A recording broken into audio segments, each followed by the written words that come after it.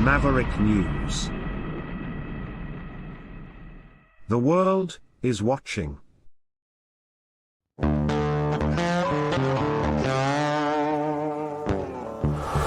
In a universe full of ideas, we draw lightness from the dark to a place where opposites attract. Right meets left, positive touches negative, sparking an explosion of truth. Because politics makes strange bedfellows.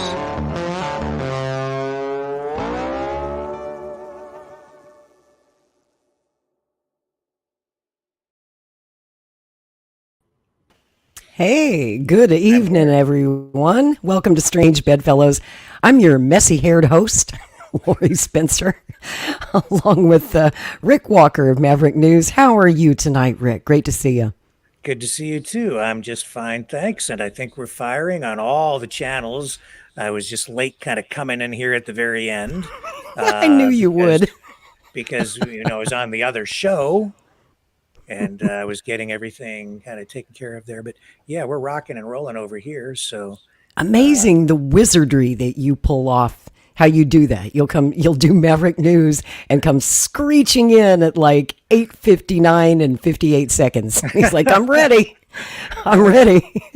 Yeah, well, that way we carry the audience over, right, from the one show to the other. So very smart. Very smart. And thanks, Mavericks, for joining us after Maverick News. We appreciate you.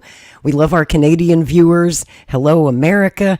I know that, tonight's topic is going to be of interest to Canadians as well, because obviously whoever our next president's going to be is going to be affecting Canada, to say the least. And I'm sure Justin Trudeau is watching tonight on the edge of his seat, right? On the edge of his seat. Yeah, he just wants to know what we're going to say about him, because we talk about him a lot over here. Exactly. That's why he watches every night. That's right. I think his half-brother Kyle Kemper watches from time to time, too. I actually sent Kyle a StreamYard link if he wants to join us backstage tonight. He's down in Austin, Texas, traveling with RFK Jr., and I don't know how busy he is or if he can make it, but just in case, we might hear from Kyle a little bit later. But our main guest tonight is someone I'm very excited to introduce you to. I've gotten to know him through the Kennedy campaign and was on his podcast last week. His name is Billy Dees. He's been doing audio, video production, and media for a long time. I don't want to say exactly how long because I might age him before his time. So I think you're going to love him. I know Rick will. And let's bring him in. Good evening, Billy. How are you? I am absolutely fantastic. Great to be here, Rick. Very nice to meet you. Nice to meet you. Hello to all your fine people out there. This is wonderful. I'm absolutely thrilled to be here. Thank you. Thanks a lot. It's been a hell of a week, man. I'm telling you. I haven't jumped off a bridge yet.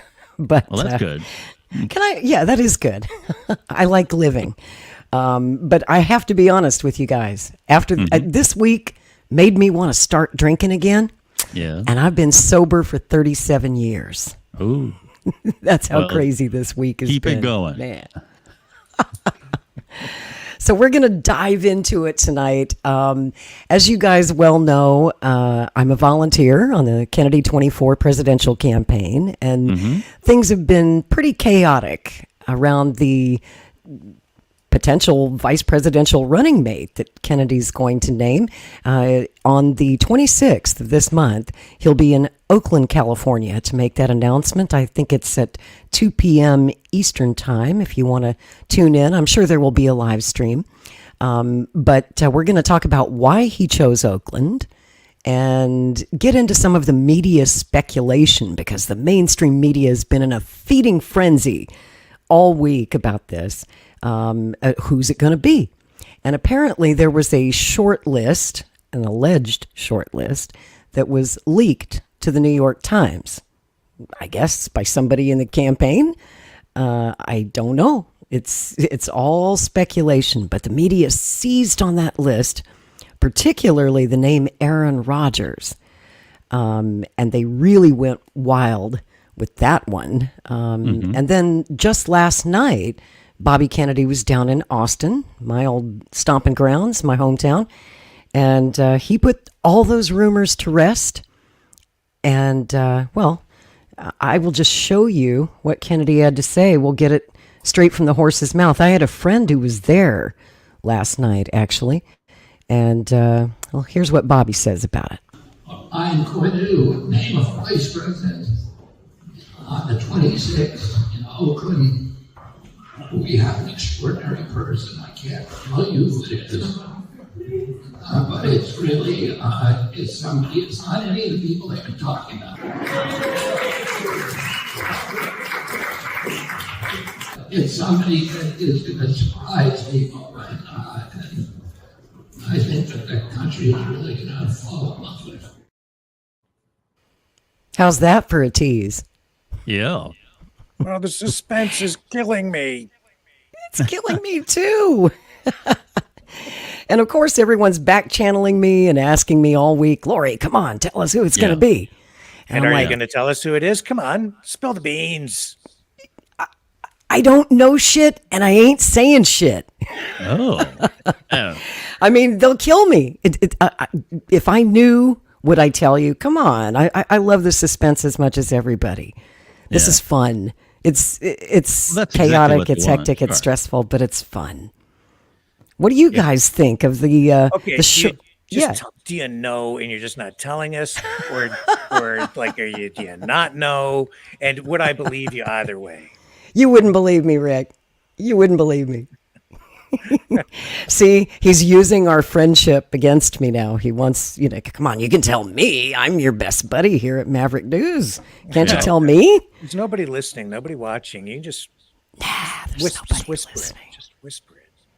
Mm-hmm. How about initials? Initials. Sounds like. Well, I do have a hint in the private chat, Rick. A potential hint. If you look in the private chat, I dropped a video for you. Do you see that? There are, a lot of people are asking, why Oakland? Yeah. Of all the, it's a big country. Why Oakland? Kennedy lives in L.A. Why not L.A.? Why Oakland? And I thought, well, it's Kamala Harris's hometown.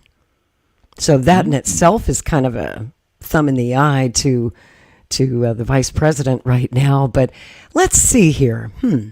Whose name has been bandied about more than anybody else as a potential Veep? And who does everybody want?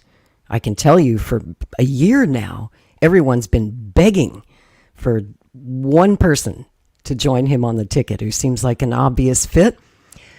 And who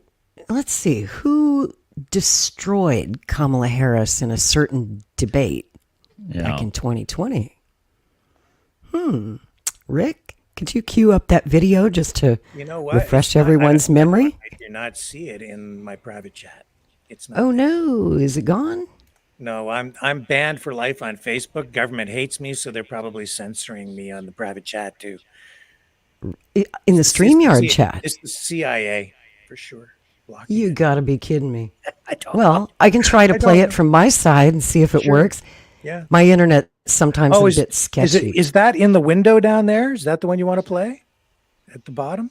Or is it a link that you sent me? Yeah, in the private chat there. Do you see it? Nope, don't have it. Sorry.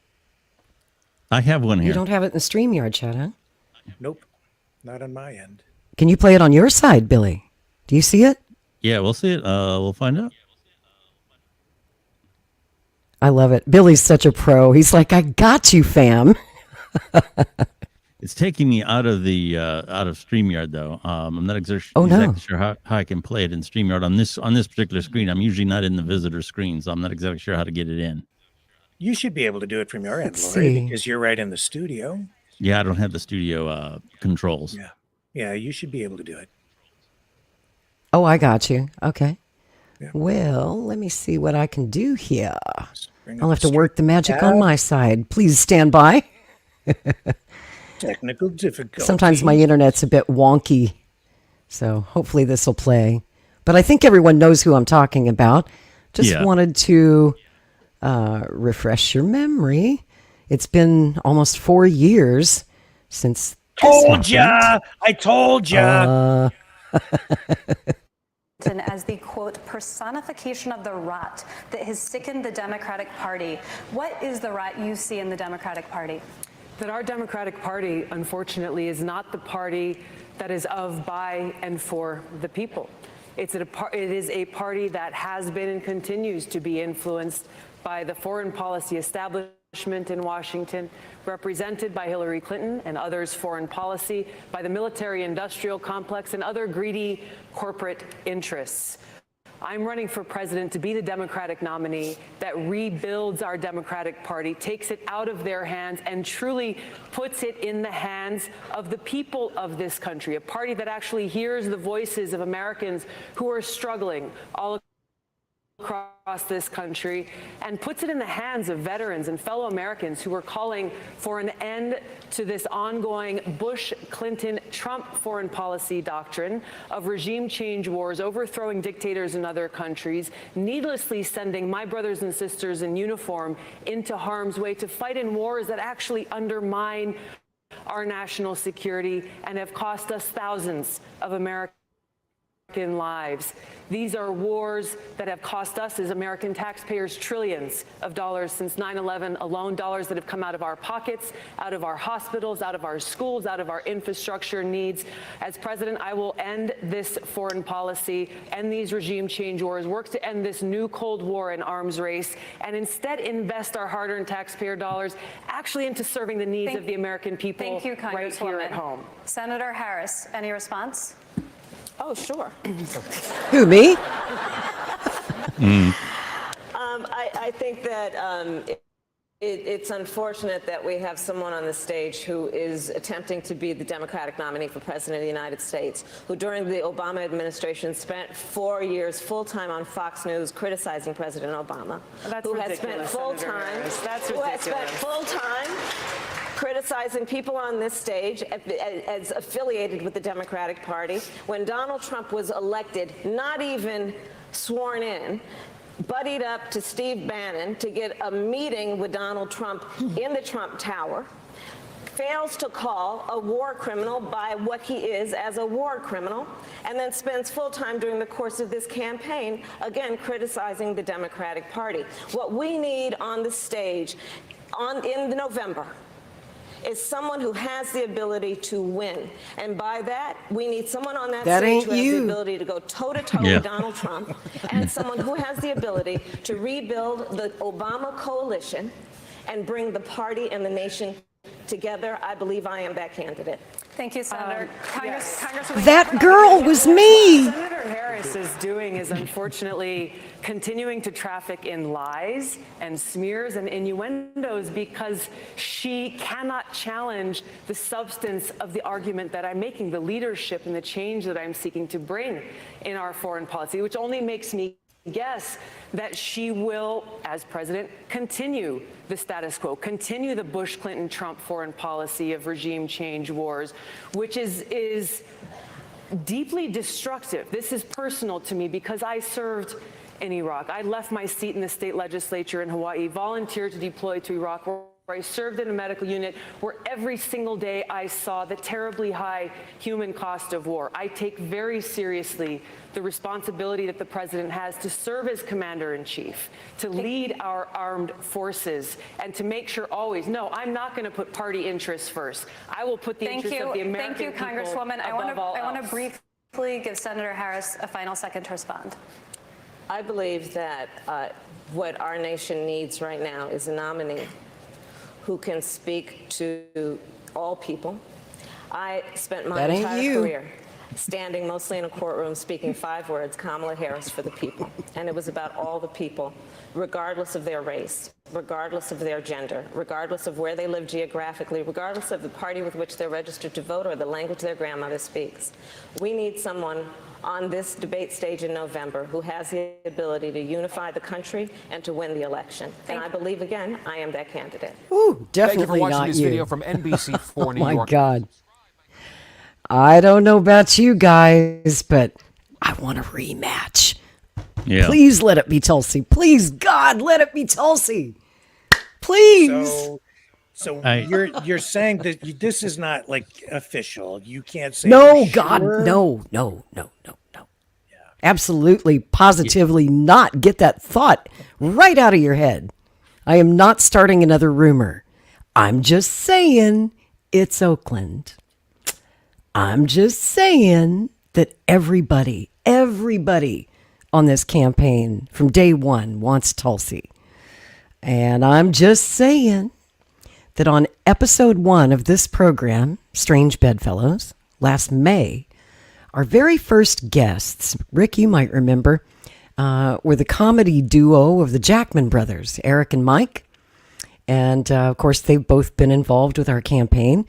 Eric Jackman he's been with us since day one, since before day one. He's in New Hampshire and also worked on Tulsi's campaign in 2020. So it just so happened that this week, my friend Eric Jackman sat down with Tulsi Gabbard and had a wide-ranging one-on-one interview, which is coming soon. It has not been posted yet. So I'm going to give a plug to Jackman Radio. Hope you'll go subscribe to Eric's channel. That interview is coming soon, and he definitely talked to her about this possibility. I don't know what was said, you guys. I'm just saying it'll be a real interesting interview when it drops. So be on the lookout for that. Just wanted to plant the seed. I'm just like Johnny Appleseed. The only thing I would say is that here again, and this is all speculation, but it does seem like she has a certain amount of traffic associated with the Trump campaign. I mean, that's is what it is. So I don't know. I've had a lot of people tell me that the odds of getting Tulsi, as much as we would like that, is probably not going to happen. Now, that don't mean it can't. I would tell you, too, that a lot of this speculation about the vice president, no matter how good this person is, typically what a vice president announcement does is it gives the campaign a little bit of a bump if it's a good pick. Tulsi would certainly do that, I'm sure, for RFK. But it doesn't go much beyond that. I don't know that I remember a time when a vice presidential pick won an election. It just doesn't. Now, by the same token, there's an old saying about baseball that, you can't win this series in April, but you can lose it.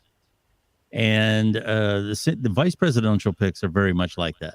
You can't necessarily win with the vice presidential pick, but you can lose the election. There's been a couple of them. Probably the most notable was Sarah Palin, but there's been a few others. I think that a good solid pick like Tulsi would certainly give it a bump, and I think it would give it some legitimacy going into giving the candidacy some legitimacy going into the fall. But that's probably about as much as you can ask for it. When people were talking about Aaron Rodgers, and I had some people really coming after me on Twitter, like when I said that a pick like Aaron Rodgers could ruin the campaign. It could. I had a lot of people coming after me about, they wouldn't do that. He's a man of courage and quarterbacks are smart and all this. No, it would have been devastating to this campaign. And from what I understand, he has been rolled out. Now, that's not, here again, if you're a football fan, you're a Green Bay fan, and you love Aaron Rodgers, that's fine. Well, he's with the Jets now. Yeah, New York but Jets.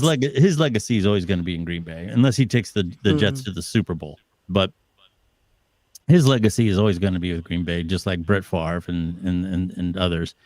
But I think that would have been devastating. The punchlines would write themselves. You wouldn't even have to sit down and so it would have been devastating. I don't think people found it funny.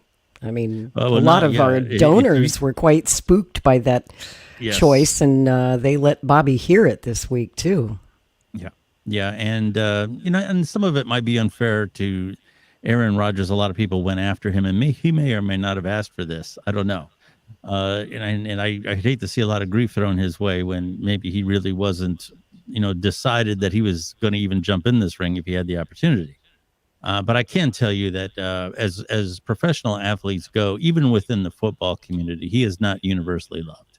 I mean, he's just simply not, somebody like Roger Staubach or Walter Payton. He's not people who are universally loved. He's not that. And when you look at the legacy of some of these players, one of what you have to remember is the really good football players that are like I'm from Canton, Ohio, which is where the Professional Football Hall of Fame is. And I've seen over the years a lot of them come and go. I've rubbed shoulders with some of them. A lot of the local people here have, some with good experiences, some with bad. But for the most part, the ones that really leave a mark are people like Vince Lombardi, who had an ideal about the approach to the game and about commitment and sacrifice that you could apply to anything in your life. Somebody told me a story here not too long ago about Vince Lombardi that I really liked. And it's kind of like today when we ask who's the best basketball player. Is it LeBron or is it Michael Jordan? The question was about football. Somebody asked him, who do you think the greatest football player who ever lived was? And back in his time, he might have said, well, maybe Johnny Unitas or Jim Brown or one of those kind of people. And his answer was, the greatest football player who ever lived never touched a football because he never tried. Okay, that kind of an answer, that kind of an attitude, that's not Aaron Rodgers. Now, that's nothing against him, but he's I know what you mean. He is not that inspiring. And he's known to have quite an ego. Yeah. Yeah. Absolutely. So I just and he's kind of got that smug mumbling out of the side smirk of his mouth all the time. I just don't know. That's not something that would have been good for the campaign. So I hope that is squashed, no matter who they pick. So anyway, that's my take on Aaron Rodgers. So I'm glad. I hope that's not. Yeah, I hope that's. Well, I hadn't even asked you about Aaron Rodgers, but thank you for sharing. Yeah.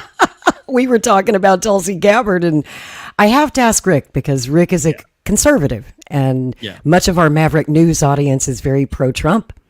And there's been a lot of interesting signals, it seems, being sent from Team Trump. It looks to me, anyway, like they've been heavily courting Tulsi, whining and dining her. And she was at Mar-a-Lago last week. She was on Donald Trump Jr.'s podcast this week, just a couple of days ago.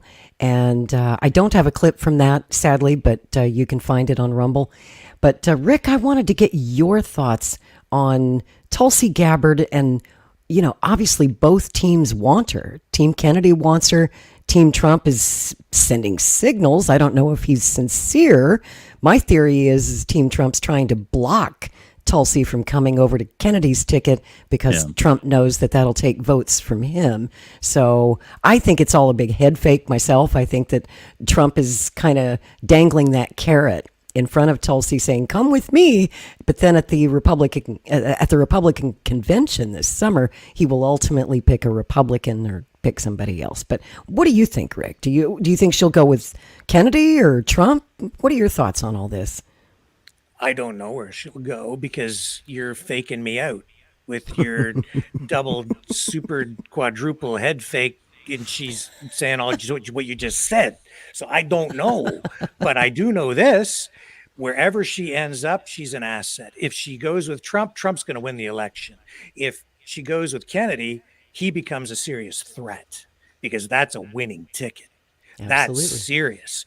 Jesse Ventura, Aaron Rodgers, not so serious. Tulsi Gabbard, very serious. She's a serious candidate. She's credible. She has political experience. She has appeal across the political spectrum. She can pull from the Democrat side. She can pull from the conservative side, the MAGA side. She pulls from the female demographic. She's strong. She's smart. She has military experience. She's just got broad appeal. As I said before, Kennedy needs to broaden his voter appeal, not bring somebody in who's already within his little bubble, on issues like vaccines or even the environment. He needs to bring somebody in like Tulsi. She's perfect for him because she comes from the Democrats, but she appeals to conservatives. So that's the dream catch. It seems like a match made in heaven to me. It works for him, but it also works for Trump. Trump would be an idiot to not use her and put her on the ticket. He grabs her. He does the same thing. He broadens his appeal, increases his credibility.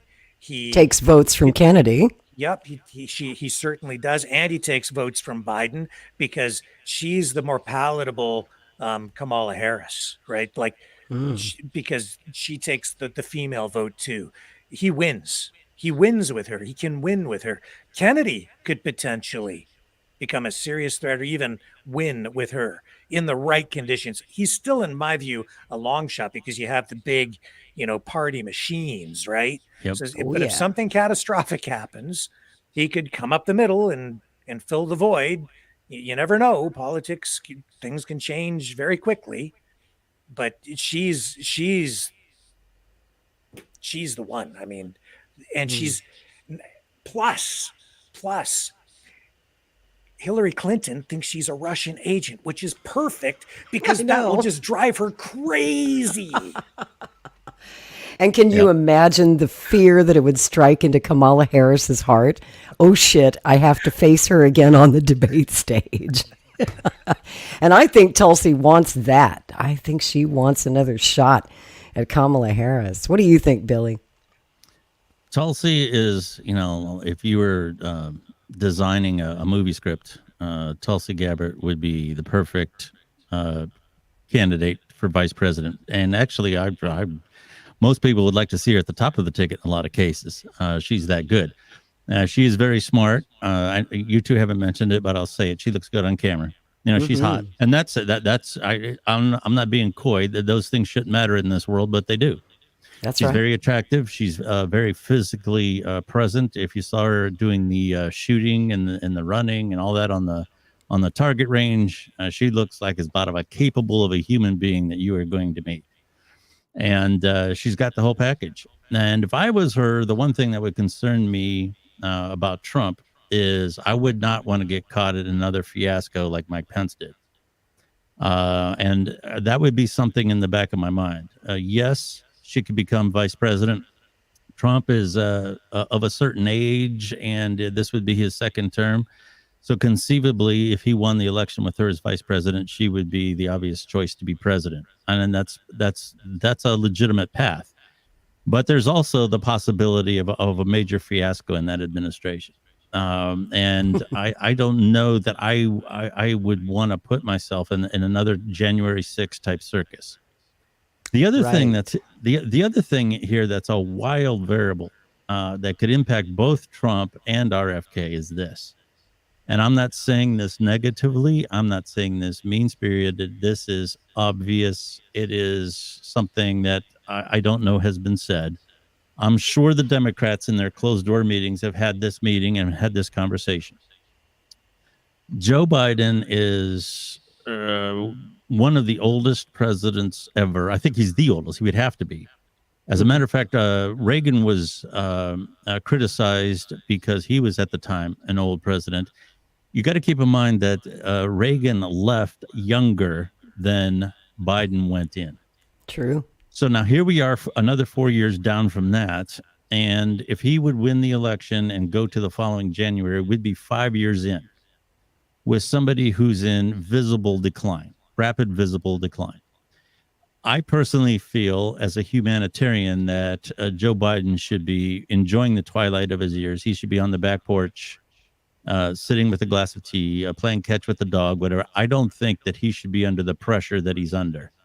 And there's a very good possibility that Joe Biden could not necessarily survive long enough to get through the election. What's going to happen when that happens? What happens? Wait a minute. Are you saying that the Democrats might be considering Tulsi too? I think anything's on the table, and I'm not even sure how that would work. Wow. I'm not even Didn't see that coming. I'm not even sure how that would work. Me neither. I don't know how the legalities of that work, because Kamala would be the obvious second choice, but they don't want her. Her numbers. Nobody wants Kamala. So literally less popular than Joe Biden. And there's still the Michelle Obama rumors. I have to say that's unlikely, but and this year and nothing's off the table. The one thing that I have nothing against Michelle Obama, actually, but I'll tell you, the one thing that I have reservations about is regurgitating the same people. We had a Bush legacy, we had a Clinton legacy, and I don't think we want an Obama legacy. It's time for a fresh face in there. Okay, and certainly Kennedy fits that. Tulsi fits that. But you know what? Depending on what happens with Joe Biden's health, either he has some sort of a problem where he's not incoherent and he clearly can't go on, or if some morning he just doesn't wake up, what happens? Are we looking at Gavin Newsom? I don't like him at all, but he's got the look. He's got movie star look. He looks like a lost Kennedy brother. He does. So I kind of, in the back of my mind, I'm really kind of wondering what the Democrats are conjuring up, because they got to know this is not sustainable for another 5 years. They've got to know. You would think. Yes. You would think. But I just wanted to say, you were talking about how it's important to have a vice presidential running mate who brings people to the ticket that you don't already have. Sure. Right? Bobby Kennedy's obviously already got the anti-vax vote. He's already got a lot of the conspiracy theory vote. So that's one of many reasons why I felt like Aaron Rodgers, for example, was not the right choice. But also, to me anyway, the main thing that matters is experience, judgment, and temperament. Yeah. And I want, and we need, someone who's ready to lead immediately should the president be unable to fulfill his term. I mean, yes. Especially with a guy who's named Kennedy, there's always that possibility of assassination. Also, there's the possibility of illness or impeachment. Sure. I mean, Kennedy's going to have a lot of enemies in Congress if he makes it to the White House. You know that they're going to be looking for anything that they can to impeach this guy on, and they may give him the Trump treatment and try to impeach him several times in the course of his presidency. So it's important, vital to me, that whoever Bobby chooses, it has to be someone who is truly qualified and fit for the job. And I believe that Tulsi is the only one who checks all those boxes. You know, she's served in local government. She's served in the Congress. She's served in the military. She has great diplomatic skills and a network of contacts that she can tap. She's very well liked. I could easily see her as Secretary of State as well. She's a great diplomat. I think she'd be useful in anyone's administration and a great asset. But just for the record, for whatever my opinion's worth, which is probably nothing, that's why I don't get paid to give it away, Tulsi Gabbard is, and has always been, the obvious best choice for the campaign. And I don't know if we can get her, if we can talk her into it, or if Trump is making her a sweeter deal, a deal that she can't refuse. But my vote has always gone for Tulsi. She's my first choice.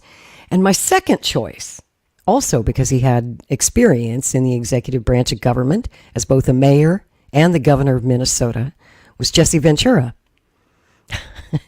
And Billy, you were with me this week when I hosted a great debate on Twitter Spaces, X.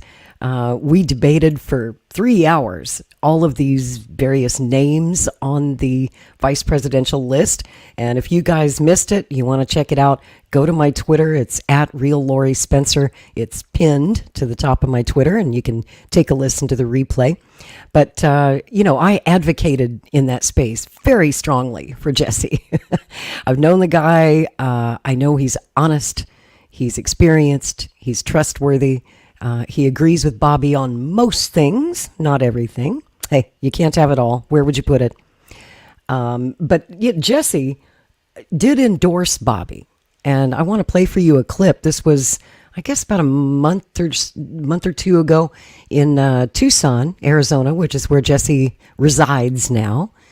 He came out to Bobby's speech there in Tucson and gave a rousing endorsement. And all I could think of while I was watching this speech by Jesse was, please come on board, one way or the other. If not vice president, please play a role in our administration somehow. Take a listen.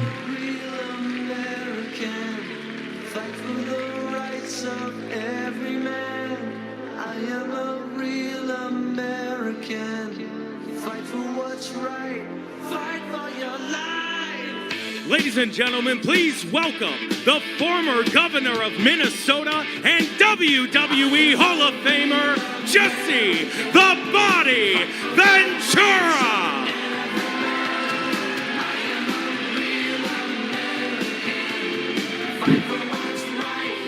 Hello, everybody.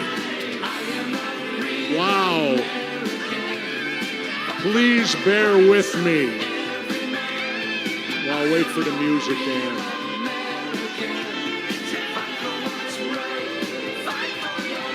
That's good. There we go.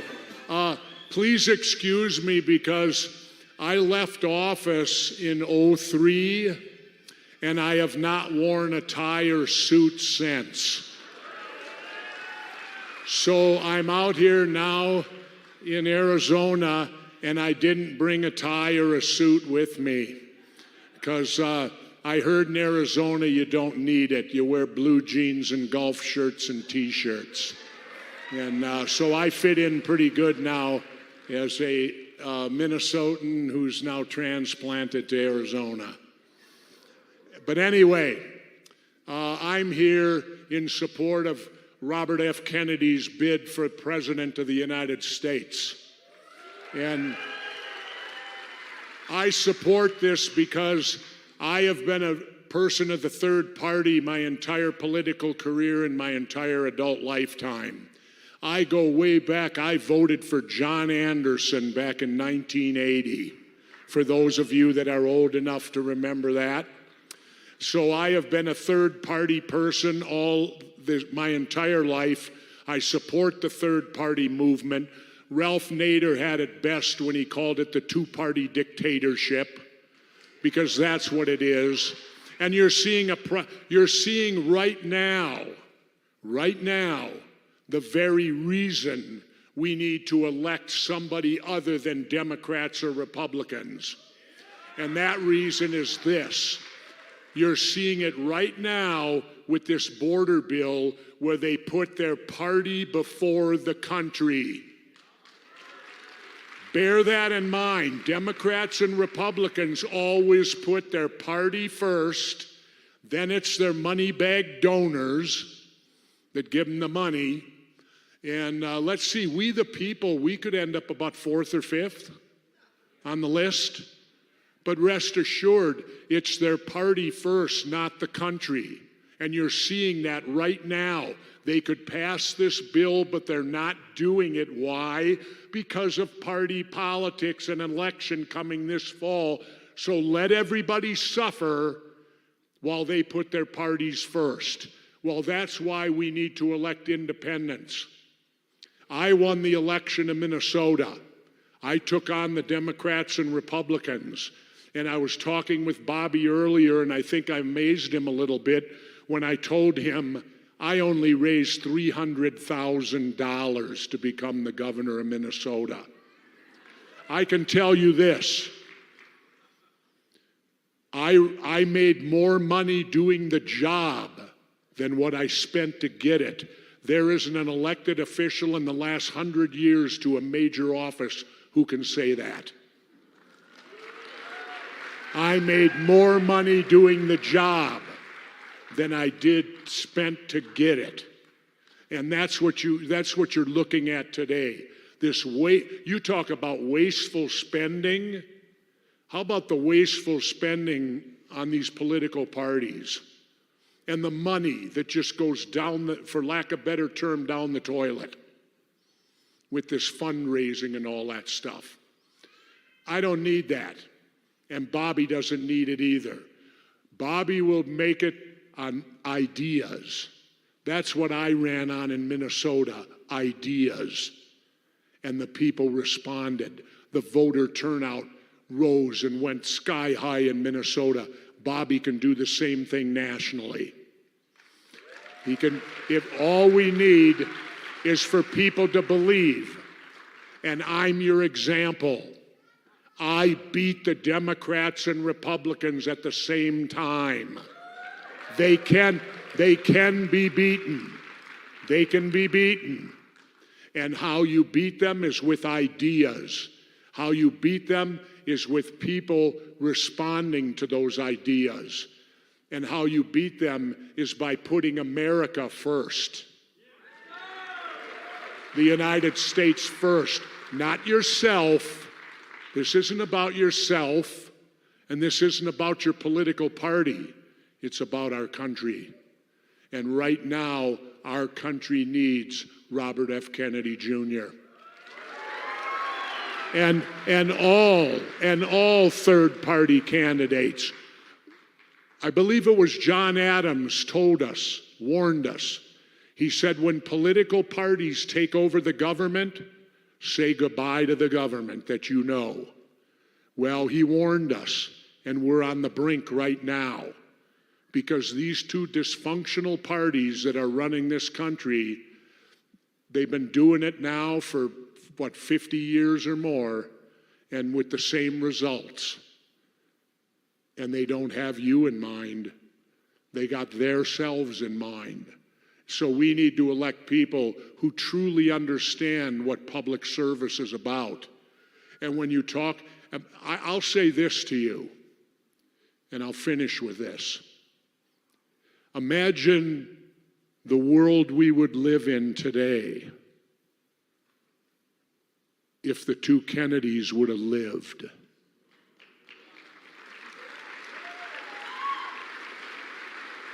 There would have been no Vietnam.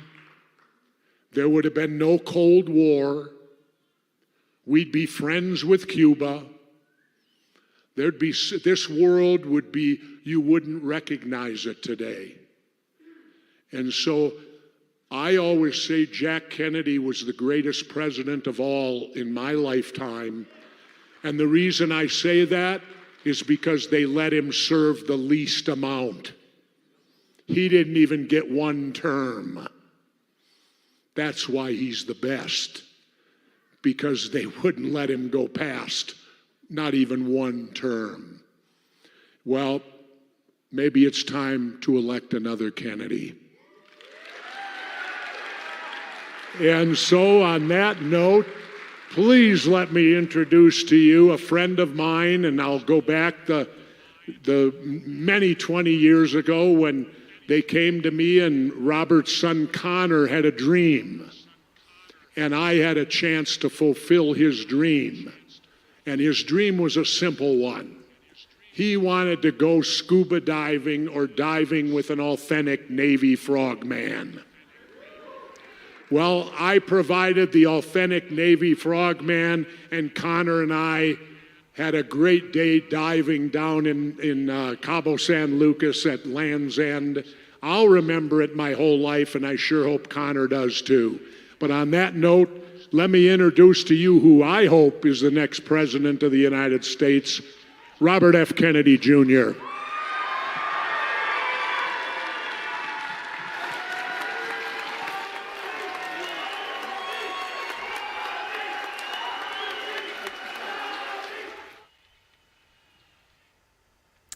I think that comment that I just highlighted says it all for me. I would be overjoyed with either of those two picks right there. That's my hot list. That's my short list for whatever it's worth. I want to tell you guys, Rick already knows this story because we talked about it on the day that Bobby left the Democratic Party and declared his independence there in Philadelphia last October. But the first thing I said when Bobby concluded his speech was I picked up a copy of Jesse's book, Don't Start the Revolution Without Me, which was published in 2008. Great book. I recommend it.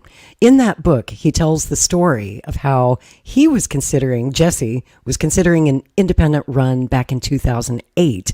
He was looking for a running mate. He wanted Kennedy. So they got together down in Cabo when he was living in Mexico and talked about it. Unfortunately, though, Bobby was not ready for a number of reasons. He wasn't ready to leave the Democratic Party, for one. And Jesse would never, ever run with a Democrat or a Republican. It's just nope. And Bobby also had small children at home, and he made a pledge to his family to stick around and be a dad and not run for any public office until his children were grown. So it just wasn't the right time. But in that book, and I'm not going to spoil the ending, the epilogue, folks, would blow your mind. It was like a glimpse of the future. It was fiction, but I thought it was very, very interesting. And it would be interesting if we could make it come true in 2024. Now, I know Rick thinks I'm nuts to even suggest Jesse Ventura, because Rick, he grew up in the 80s. He remembers Jesse's wrestling years and his years making movies in Hollywood. And he was like, Jesse Ventura? Come on, give me a break. Do you still think I'm crazy, Rick? Yep. Well, Bobby probably does too. But I still say, if you can't get Tulsi, if she's not available, Jesse's your man. I'm telling you. I think he's the best guy for the job. What do you think, Billy? When I say when I was a disc jockey and people would ask me about whether I like a song or not, it wasn't whether I personally had a connection with it or not. It's how was the audience that we served going to react to it. And I kind of like, me personally, I like Jesse Ventura. I think he has a certain swag that I personally can identify with. With that being said, I don't feel he's good for the ticket. He has a certain bravado that is going to rub a lot of people the wrong way. This, well, let me tell you how it is, Lori. I'm going to tell you how it is right now. That whole... That's right. I just, you have, Bobby is a very young 70. I wish I looked like him physically. I don't. And that's give me 24 push-ups right now. Show me. Yeah, I might be able to do that, but I wouldn't be jumping out of a helicopter and into choppy water. That's not something I would do. And here again, this kind of fits what you were saying about Tulsi. You have two very physically and mentally fit individuals. Jesse Ventura kind of skews that ticket to be an older ticket. That's my mom and dad's people. And I just the bravado scares me. And we talk a lot about audio because we do audio spaces and all these other kind of things. And I believe that the spoken word is something that doesn't get enough attention. That's one of the reasons why I'll pick on Aaron Rodgers again. He got, like I said, the side out of the mouth smirk, mumbling. Hey, Jimmy Kimmel, hey, we look out. Jimmy Kimmel, that list comes out. See Jimmy Kimmel. Okay, I don't like it, and I don't like the bravado on the other side of the coin that Jesse Ventura brings. Not because of any personal reason. I just don't know that that's going to resonate with a lot of people. With Tulsi Gabbard, you have someone who has a nice even cadence, not too many highs, not too many lows, and she gets her point across very smoothly. So I'm not on board with Jesse for no personal reason. I just mean practically he's going to polarize as many people as he's going to bring on. He'll scare some people. I mean, that's his whole act. And I do want to point out, folks, that it's an act. Professional wrestling is an act. The persona of Jesse Ventura in that sense was an act, but the real Jesse is who we got to know when he was running for governor and when he won. I would like to remind everyone, some of our younger viewers probably don't remember, but in 1998, Jesse Ventura shocked the world. He did the thing that everyone said couldn't be done. All the political experts, the pundits said it was impossible to run in that race, especially against two very popular Republican and Democratic candidates. He beat a 25-year incumbent, Hubert Humphrey III. Remember Skip Humphrey? Hubert Humphrey's son. And in Minnesota politics, the Humphreys pretty much ran that state for a quarter of a century, longer than that. And Jesse Ventura took him on. And, he was polling at about 10% until there was a nationally televised debate on C-SPAN for that governor's race. And Jesse outperformed everyone. Everyone thought he was some crazy wrestler. He was brusque. He was loud. He wasn't ready. And he came in and showed them all that he was actually quite sane, quite reasonable, pretty soft-spoken, actually, when you sit down and you talk to him. He's not going to yell at you in a conversation. I've had that pleasure of talking to Jesse. He's so damn likable, and he's got a big heart. And if you don't believe me, ask Terry, the woman he's been married to for 40 years. There aren't too many people in politics who can make a marriage work that long, especially if they're a jerk. And one of the reasons, someone in chat brought it up. Jesse has been approached many times. He's been interested in the presidency before. And in the past, he gave 2 reasons why he ultimately declined to run before. One, of course, was ballot access, because it's so damn hard, as Bobby Kennedy is now finding out as an independent, to get ballot access in all 50 states. But the other reason in more recent years was because his beloved wife, Terry, was having epileptic seizures. She has kind of a late onset of epilepsy in her life. And he was her caregiver. She needed him at home. But he tried medical cannabis, and it worked. From the very first dose, she took some drops under the tongue. I think that was over a decade ago. And his wife has not had a single seizure since. Yeah. So it seems that problem is now sorted out, I hope. This week, Jesse's son, Tyrell, who I just love, was on a podcast, and they asked him, is it true that you're on his short list? Is he talking to you? And Tyrell, bless his heart, he sounded so sad. He said, our phone ain't ringing.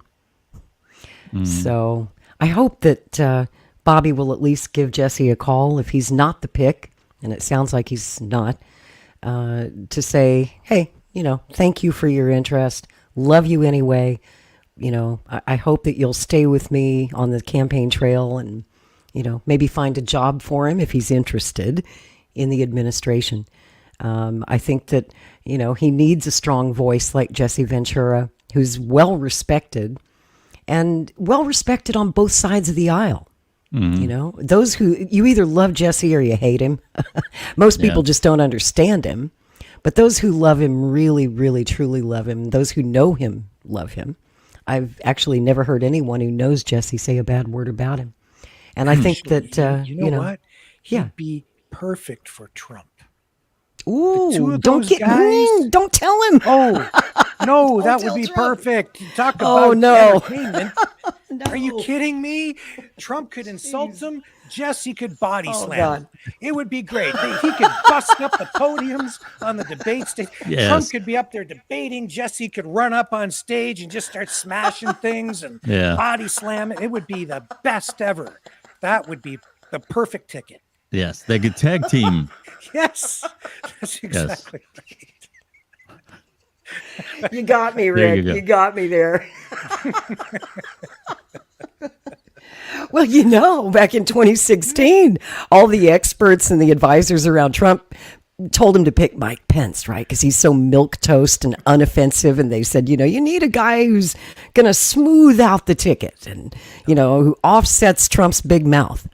And it seemed like a good idea at the time. And it seemed to work out pretty well until January 6th. And if Jesse had been there on J6, can you imagine? He would have that would have been the equalizer. You would have seen bodies flying left and right. It would have been. You know what? Jesse actually said something about that. He said he wished he was there on January 6th because when he saw that guy with the Confederate flag, he got triggered. He was like, you're not bringing a Confederate flag in my Congress. Let me at him. He was going to body slam that guy, I swear. Jesse would have gone to jail that day, I'm sure. Yeah. And, when it comes to Trump and Tulsi, another reason that ticket just doesn't make sense to me is Trump never forgets a slight or a perceived slight. Yeah. And he liked Tulsi until the first impeachment. Back in 2020, she voted present, remember? I guarantee you he hasn't forgotten. He wanted her to vote no, of course. And the Democrats her party were pressuring her to vote yes. She took a principled stand in the middle and wouldn't vote either way. And then the second impeachment, and a lot of people forget this because a hell of a lot's happened in the last 4 years, but at the second impeachment, because of January 6th, remember when Trump was on his way out, they tried to impeach him again, and they did. Yeah. And all 222 Democrats voted yes. And a lot of people mistakenly think that Tulsi voted yes that time, but actually she didn't cast a vote because Tulsi's term of office ended on January 3rd. Oh, okay. So she had just left her congressional seat and actually didn't cast a vote on the second impeachment. Whew, dodged a bullet there. She didn't want to go through that whole process again. But I think that Trump would probably never forget how she voted the first time, and that she, loyalty is everything to Trump. If you're not loyal to him, out you go. Yeah. Well, in this case, sometimes you have to look at the advantage of having her on the ticket, and it would give him, like I said, a little bump. I'm still skeptical on how far any good vice president can carry a president. I've used this analogy before. I think most of us are in tune. We're all of the age that we could probably name all the presidents since World War II. I'm sure we all three could. Vice presidents, that'd be a little tougher. And that's just how it is, because no matter how good you are at number two, you can always be instantly overruled by the opinion of number one. That's right. Yeah. So. That's right. And it is a nothing job. FDR's Vice President John Nance Garner famously said that the vice presidency isn't worth a bucket of warm spit. Actually, he used more colorful language than that. He said it's not worth a bucket of warm piss. Yeah. He's a Texan. He didn't mince words, but sure. And it's true. Now, in more recent years, the vice president has become more Dick powerful Cheney. in some administrations. Dick Cheney, anyone? Yeah. So, it all depends on the president and how much power and influence he's willing to let his vice president have. Arguably, the Bush administration was a co-presidency. Some people think Dick Cheney was actually running the country and Bush was just a front man. Many people said that about Ronald Reagan as well, with Bush's father, H.W. Bush, actually pulling the strings while Reagan took a nap for 8 years. But, I agree with you, Billy, that a vice president rarely makes or breaks a ticket. Yeah. Right? They can be an asset. They can be perhaps a liability. But I think that most people don't vote based on who the vice presidential running mate is. They vote for the top of the ticket. They're voting. And I've had many people tell me this week, I don't care who he picks. I'm voting for RFK. Right? Yeah. I trust his judgment. Whoever he picks is fine, except Aaron Rodgers. Ooh, that was the one name that made everybody blow their top this past week. Yeah. And that's why my ears hurt, because I've been getting an earful for the last several days. Everyone's like, what is he thinking? Has he gone mad? Oh, geez. And then the media got a hold of it, right? I mean, first of all, it looked like, I think it was on Thursday, Bobby was on Fox News, and they asked him about Rodgers, and it sounded like he was giving the game away. It sounded like he was pretty much confirming that it was Rodgers. It was very, very confusing. I couldn't figure it out. Maybe you can figure it out. I'll play you the clip and let you decide for yourself. Here we go. Candidates, your previous guest, Robert Kennedy, did real well.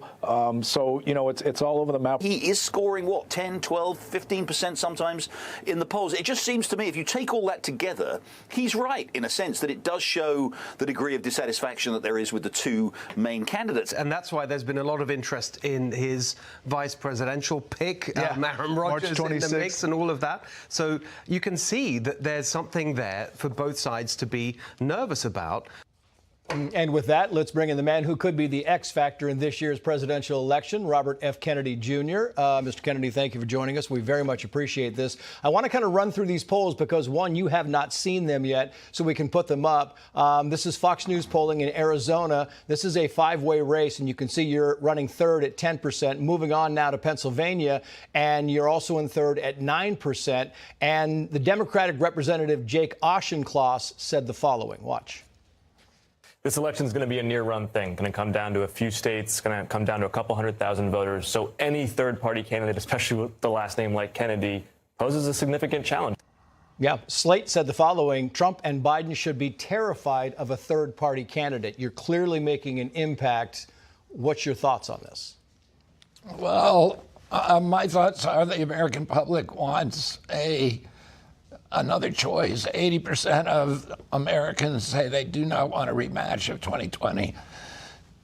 People say that they're tired of being presented with a choice between the lesser of two evils. They want a candidate who they believe in, who gives them a hopeful vision for the future of this country, who is caring about ending the wars, ending the chronic disease epidemic, restoring the middle class, and making sure to protect our constitutional rights. So, I think we need another voice. We're a democracy. We shouldn't just be forced to choose between two bad choices. Yeah, it's interesting because people are asking me all the time, what has to happen for Robert F. Kennedy Jr. to make an impact, to be squarely in the running in November? You've got 7 months, 7+ months. Yeah, I mean, I think our first challenge is to get on the ballot in all states, and we will do that. I think we'll be on the ballot in most states within probably 6 or 8 weeks, and we'll be on the ballot in all of the states that we can legally get on at that time. Some of the states open later, so you can't start gathering signatures, but as those states come up, we'll get on those ballots. Here in California, we started our own political party. People have to go to Kennedy24.com/California and register for that party. We need 75,000 registrants, and then I'm on the ballot here.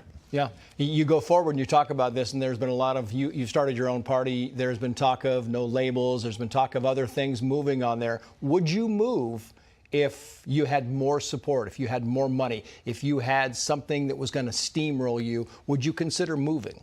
Moving to another party, to another platform? Would you go to no labels? Would you would you become the vice president of the United States if Donald Trump asked you to be his vice president? No, I would not. My marriage would not survive that. But we're going to get on the ballot. So I'm not worried about getting on the ballot. And I'm now beating both President Trump and President Biden among Americans under 45 years old. I'm beating them in independent voters, which now is the biggest political party. This is the first time in American history that independents have outnumbered Republicans and Democrats. 43% of the electorate identifies themselves as independent, and only 27% are Democrats, 27% are Republicans. And I'm beating both President Trump and President Biden in that biggest cohort. Yeah, you have said clearly that you will not run if President Trump, former President Trump, asked you to be his nominee, his vice presidential nominee. It's a no. Wouldn't hear your marriage. Yeah. Meantime, you have already made your choice on who your running mate will be, and we know that Aaron Rodgers, the quarterback for the New York Jets, formerly of the Green Bay Packers, is a prominent name in that. Why? Well, he's one of the people that we've talked to. I really like Aaron because our appeal is to young people. We're trying to make sure that young people are participating in the political process, that they have hope for America. We want the people who have run up the $34 trillion debt, which they're dumping on that generation, are all older people. And we want somebody young who's going to look out for that generation. Mm-hmm. Aaron Rodgers is battle tested. He's stood up. He's been hammered by the press.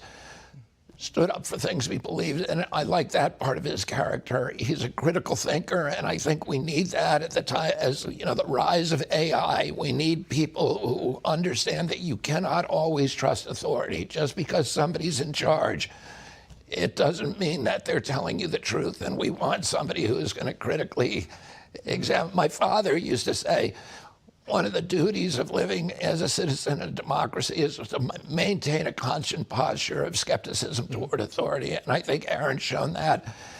He's also somebody who I think will help me get the country healthy again. He's 40 years old.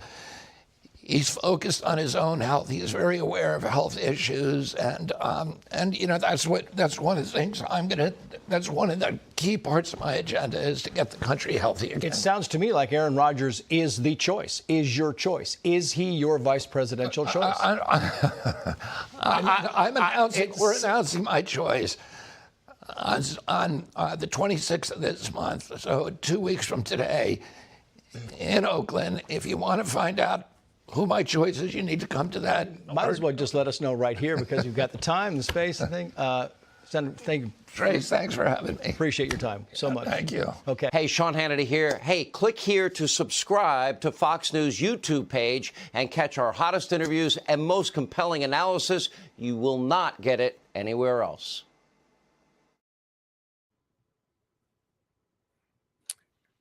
I don't know. It seems to me that was like a trial balloon. I think that's what we've been looking at with these names being thrown out there. What do you think, Billy? Yeah, I mean, I'm kind of the mind that, throwing out some names that are controversial was part of a plan to get people talking, to get people, oh my God, what's this? And you've heard more about the RFK Jr. campaign this past week with the vice presidential controversy than you have in the mainstream media since he basically started. So from that aspect, it's a good thing. I think that there's and also kind of not raising expectations, but lowering expectations when you hear some of these crazy names. And nothing against Aaron Rodgers, but he's a controversial figure. I mean, I think we all can agree on that. And if you're the person was really afraid of Aaron Rodgers, then no matter who RFK mentions, it's going to sound good. Vlad the Impaler is going to be my vice president. Oh, thank God it's not Aaron Rodgers. And I'm really skeptical too about this bringing in the youth vote here again. Being from a football world, I'm from Canton, Ohio. The culture here is beer and football. That's pretty much it. All right. And I just don't associate Aaron Rodgers with somebody that a lot of young people connect with. He's not Patrick Mahomes. He's not Josh Allen. He's not that anymore. He's part of an old guard and a cranky old guard. He's a malcontent. Aaron Rodgers is been handed the world. And when you hear, if you go back and listen to him at any of those press conferences when he was in Green Bay, it was like a cross had been placed on his shoulder standing there. And he's I've never seen him happy or enthusiastic about anything. So I just don't associate him with this young, vibrant image. That's just not something. And here again, it's nothing against him. He's an incredible quarterback when in his prime, he most certainly was. He went almost an entire season. I don't remember exactly how far he went without throwing in an interception, which is incredibly difficult to do in the NFL because you have the best athletes in the world who are out there who are very agile, very fast. And to have that kind of skill, I appreciate that. I'm not taking anything away from Aaron Rodgers, but not everybody in the world belongs in presidential politics, and he's one of them. You agree with me on that? Yeah, I do. I think that he would have been bad for the ticket. I think that the clip that we just saw of RFK Jr. from last night indicates that what we're discussing here is a moot point now. Yeah. So we're kind of flogging a bit of a dead horse, but I think that a lot of people are probably relieved tonight now that we are getting some indication that he's off the list. So yeah. Yeah. But what isn't a moot point? And this is something I wanted to talk to both of you about because we're all media veterans here, right? We're old. Okay, I'm not going to lie. We're old.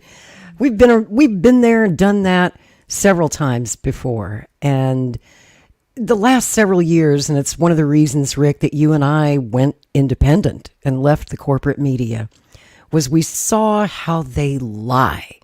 It's no longer news. It's no longer credible. It's literally fake news, much of what we see out there. And this week is a perfect example of that with the Aaron Rodgers thing, right? Because once this list was leaked, and the list itself, I must clarify, is genuine. It was a real list. They didn't make up the list. And many of the people on the list confirmed that they had been approached by the campaign. For example, Senator Scott Brown of Massachusetts, by the time that the media caught up with him, he said, yes, I was approached, but I'm off the list. I took myself off the list. I'm not interested, but I wish Bobby well. Tricia Lindsay, who's a great civil rights attorney, currently running for state senate in New York. I love Tricia Lindsay. I kind of wish it would have been her, but she declined also. So the list got shorter really quick. And the main name that everybody in the media focused on, of course, was Aaron Rodgers. Because he's such a big star, because he's so controversial. And then it seems to me, guys, that they created a new controversy about Aaron Rodgers that probably tanked his chances. I mean, if Bobby had already decided that he wanted Rodgers, I think that story that CNN did this week about, Rodgers's alleged comments about the Sandy Hook shooting in 2012. That wasn't fair. No, and it was sourced. It had very dubious sourcing, right? It's one CNN reporter, Pamela Brown, and another anonymous source. Unless you've been living under a rock, you probably already know this, but just in case you don't, I'm going to play this clip from CNN, and God, it pains me to play anything from CNN. Ugh. But I have to show this one because it's actually hilarious. Because when they do this story, watch who they bring on for analysis and commentary. One of Biden's top strategists and one of Trump's top strategists. Take a look at this. Independent presidential candidate Robert F. Kennedy Jr. seems to be narrowing his search for a running mate. One of his prospects for vice president, New York Jets quarterback Aaron Rodgers. Now, CNN is learning tonight that in private conversations, Rodgers has shared conspiracy theories, falsely claiming the 2012 Sandy Hook shooting was not real. Back in 2013, when CNN's Pamela Brown was covering the Kentucky Derby, she met Aaron Rodgers. And Brown says in conversations with him, Rodgers attacked the news media, claiming important stories were being covered up. He then brought up the Sandy Hook shooting and said the media was intentionally ignoring that the shooting was, he claimed, an inside job by the government. Now, when Brown asked for evidence, he shared conspiracy theories that had been disproven. Rodgers falsely claimed to Brown that there were men in black in the woods by the school and asked if she thought that was odd. CNN has also spoken to another source who would like to remain anonymous in order to avoid harassment. They had a similar encounter with Aaron Rodgers. This person said Rodgers claimed that, quote, Sandy Hook never happened. All those children never existed. They were all actors.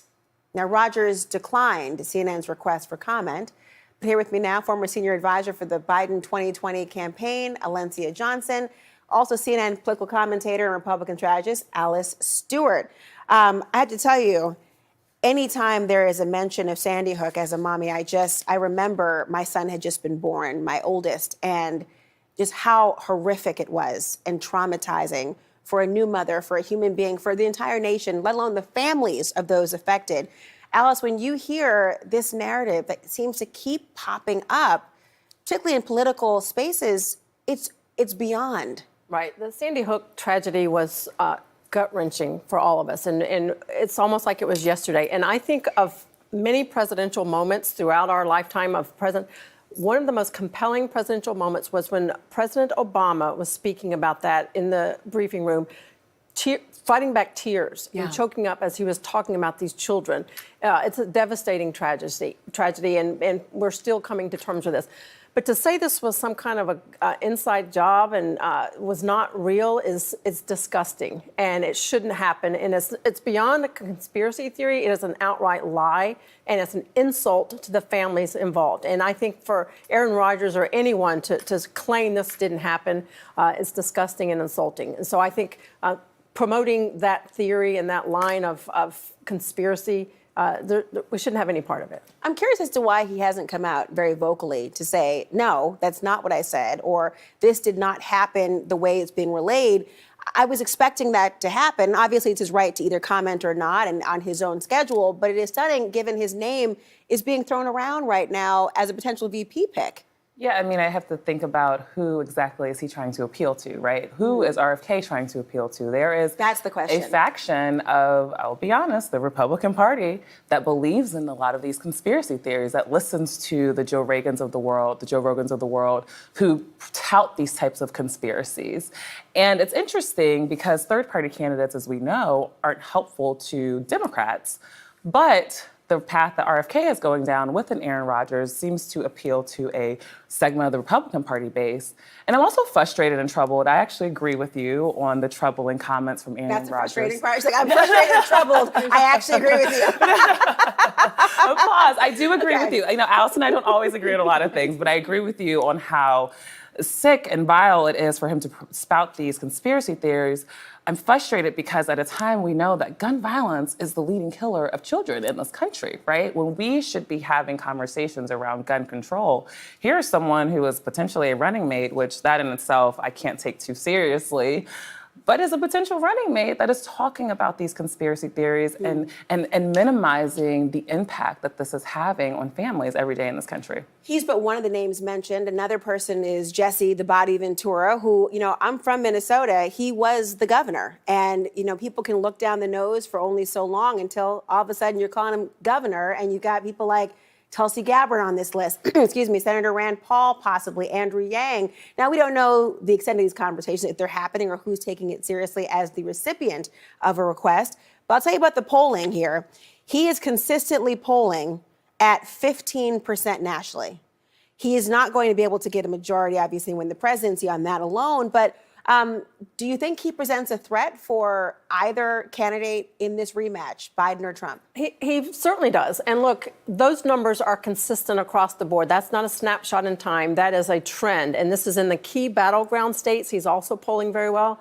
Look, if I were to be a betting woman, we'll come back at the end of the month, my money would be on someone more like Tulsi Gabbard, who is a lot less toxic and polarizing in many regards. Look, I attended one of RFK Jr.'s events. I did a magazine article on him. His crowd is across the board, black, white, young, old, Republican, Democrat. He is going to pull from both sides. And the issues that he focuses on, that he's talked about, that he's promoting, talks a lot about homelessness. He talks about restoring the middle class. He talks about ending chronic disease. He talks about unraveling the war machine and getting corporations out of government. Those are issues that resonate with a lot of people, and he is out there making his case day after day. And I'll tell you what, this Aaron Rodgers and Jesse Ventura stuff is crazy, but from RFK Jr.'s standpoint, this is earned media. And this is what you do if you're not getting news, you're not making headlines, you generate something that will get people talking. We're talking about this tonight. And my money is not on Aaron Rodgers, but it is on the fact that they're using this as an opportunity to generate earned media and get his name out there. And we'll wait to see who he names as his VP. Let me give you the quick last word, Alencia. You know, that extremism, though, that he continues to paint out here. I hear you that he has different folks at his rallies, but we are in a primary where folks are saying, well, actually, we're out of the primary, but we're in an election where folks are saying they want some new energy, and so they're listening to ideas. But as they continue to listen to RFK, they hear the extremism, right? They hear the extremism on issues that they care about, particularly around healthcare. Him being a huge anti-vaxxer, I think, is a concern for a lot of voters. There are going to be a lot of issues that he continues to talk about, and I think as voters continue to get to know him, I don't think he would hurt Democrats as much as people think he would. I think he actually could pull from the Republican Party. Well, we shall see. Ladies, thank you both. You know, Mark Twain once said that a lie can travel halfway around the world before the truth can get its shoes on. That's very true. Yeah. What a perfect example of that. I mean, I don't know if CNN was lying or not. They don't have a very good track record of telling the truth. They've been sued many times successfully or settled out of court on slandering people. And so my big question to you guys is, how much money is Aaron Rodgers going to win in his defamation case against CNN? Well, I can tell you that, Rick, I didn't want to speak over you. Do you want to answer that first? No, you go ahead. Go for it. There's a lot wrong with that, other than just the obvious. Number one, I don't know the context of the conversation. For example, if it was an interview, why wasn't it recorded? Right. He was having a private conversation. Why are you divulging that? I think that's something. 11 years later.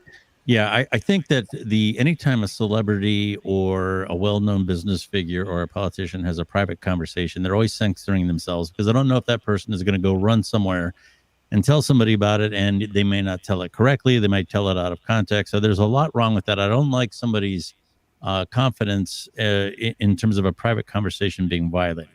Number two, this is hearsay. I mean, if this was in court, this would be hearsay. This is what's supposedly what someone else said about someone else. This is a classic definition of hearsay, and it's 10, 11, 12 years old, or older than that. 2010, they said, 2011, something like that, or 13. 2013. 2013. Okay, so a year after 2024. The shooting. 11 years. Okay, 11 years. That's hearsay. That's 11 years old, and they're talking about it, and they're talking about the tragedy of it, which it was, but they're evoking emotion about something that may not have ever happened or not happened the way they're describing it. It's a very unfair way to communicate. Rick, I know you're not a fan of anonymous sources. Your thoughts on this? I basically agree with that. I think that it's lazy, shoddy journalism. What else would you expect from CNN? Yeah, and I'm not sure exactly why they're so afraid of Aaron Rodgers if he's such a disaster waiting to happen. Why were they so aggressive? Now, I do know that the Democrats are organizing, ramping up like an organized arm of their campaign to go after third-party candidates. Yep. So maybe this is just a prelude of things to come.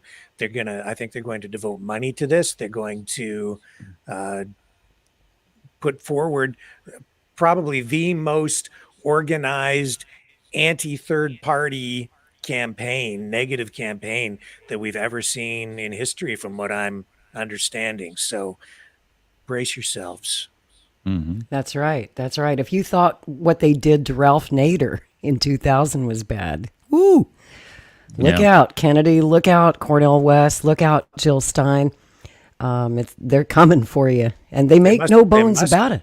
They must see these guys as real potential spoilers, and they must be thinking, their polling must be showing them that these candidates are pulling from the Democrat side more than the Trump side. And it depends on which poll you're looking at. Like that CNN poll had Kennedy at 15%. I've seen an NBC News poll that had him at 34%. Now that is scary to the Republicans and the Democrats. Other polls have him in the mid-20s somewhere. But nonetheless, he is a force to be reckoned with. This is a three-man race. And, I think that the vice presidential choice is obviously very critical at a time like this. And for those of you who say that the vice presidential pick doesn't matter, Kennedy and Johnson. Yeah. Okay. Let's think back to 1960. Jack Kennedy probably would not have become president had Lyndon Johnson not delivered Texas. And, they say it's a nothing job, not worth a bucket of warm you-know-what. And it is a nothing job unless something happens to the president. Yeah. And then it's an everything job. Now, I trust Aaron Rodgers with a football, but not the nuclear football. Exactly. I just don't. I'm sorry. I mean, again, no experience whatsoever. And that was my problem with a lot of the names on the short list, to be completely honest with you. this week was I looked at that list. I like Mike Rowe a lot. And a lot of Kennedy's supporters were really advocating for Mike Rowe in that debate we had the other night. And I can see why. He's a very impressive man, but no political experience at all. We don't even know his positions on the big issues, right? What's his position on the Second Amendment? What's his position on the Gaza war, the Ukraine war, the economy? So many of these things that voters deeply care about. We need to know a lot about the vice presidential pick. And, speaking of CNN, I sent this to Rick this morning. Chris Cuomo, who used to host the primetime slot, he tweeted about me this morning. Really? Yeah. Well, you're on the map. I had Keith Olbermann after me a while back. So he made me famous, guys. I don't know if that's a good thing, though. Is it good when Chris Cuomo calls your name? I'm not sure. Here's what he said. He said, I don't know this person. Well, it's okay. I don't know him either. I'm not sure if I want to. But he said, I agree with her assessment. It will not be the names in the air. But here he has to defend fake news. He says, it's not fake news. I guess he's a little sensitive about fake news. Yeah, I wonder why. I wonder why. He said, we know the campaign has reached out to each on the list, so not sure why the need to feed cynicism about the suggestion, other than to play to the hate parade of distrust of anything said by anyone but the one wanting your attention in that moment. And then he puts a little smiley face at the end of the tweet. That's because he had done an interview with Mike Rowe on his show. You know, he's now on News Nation. And I actually do like his new show on News Nation. I didn't want to like Chris. I really, I remember him from CNN, and I didn't want to like the guy. But damn it, when he sat down with Tucker Carlson this week, and those two, I don't know if you saw the interview, they had a great 2-hour conversation. These two former arch rivals on rival networks in the same time slot, battling it out for ratings, and they were always taking pot shots at each other. So it was really interesting to see them sit down and have a really good, honest conversation. But I tweeted back at Chris. I said, hey, Chris, is it any wonder Americans are skeptical of the media when we've been fed a steady diet of fake news for years? As you well know, your former employer, CNN, is one of the worst offenders. I wonder how much Aaron Rodgers will win in his defamation lawsuit. Ooh, damn. Yeah. There was a lot wrong with. I don't know if I made a friend of Chris or not there. Sorry? Yeah. No, I was just going to say that there was a lot wrong with that CNN segment that you played earlier. And your comments are very correct. The other thing I would cite that was really inflammatory about that, to me anyway, about that CNN segment, was they cited the fact that he didn't come out and deny it as evidence that it might be true. That's and interestingly, you bring up LBJ because that was an LBJ trick. LBJ would come up with when he found out somebody wasn't going to vote his way, he would come up with outrageous stories against them. And a lot of, there's a legend in Washington that one of his advisors said, "But sir, he didn't do that."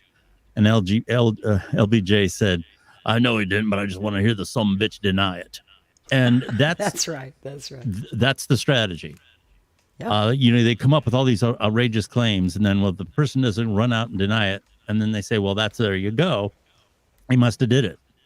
So that's, and of course, if he comes out and denies it, then he's calling, a horrible thing to himself. So it's a very unfair thing to do.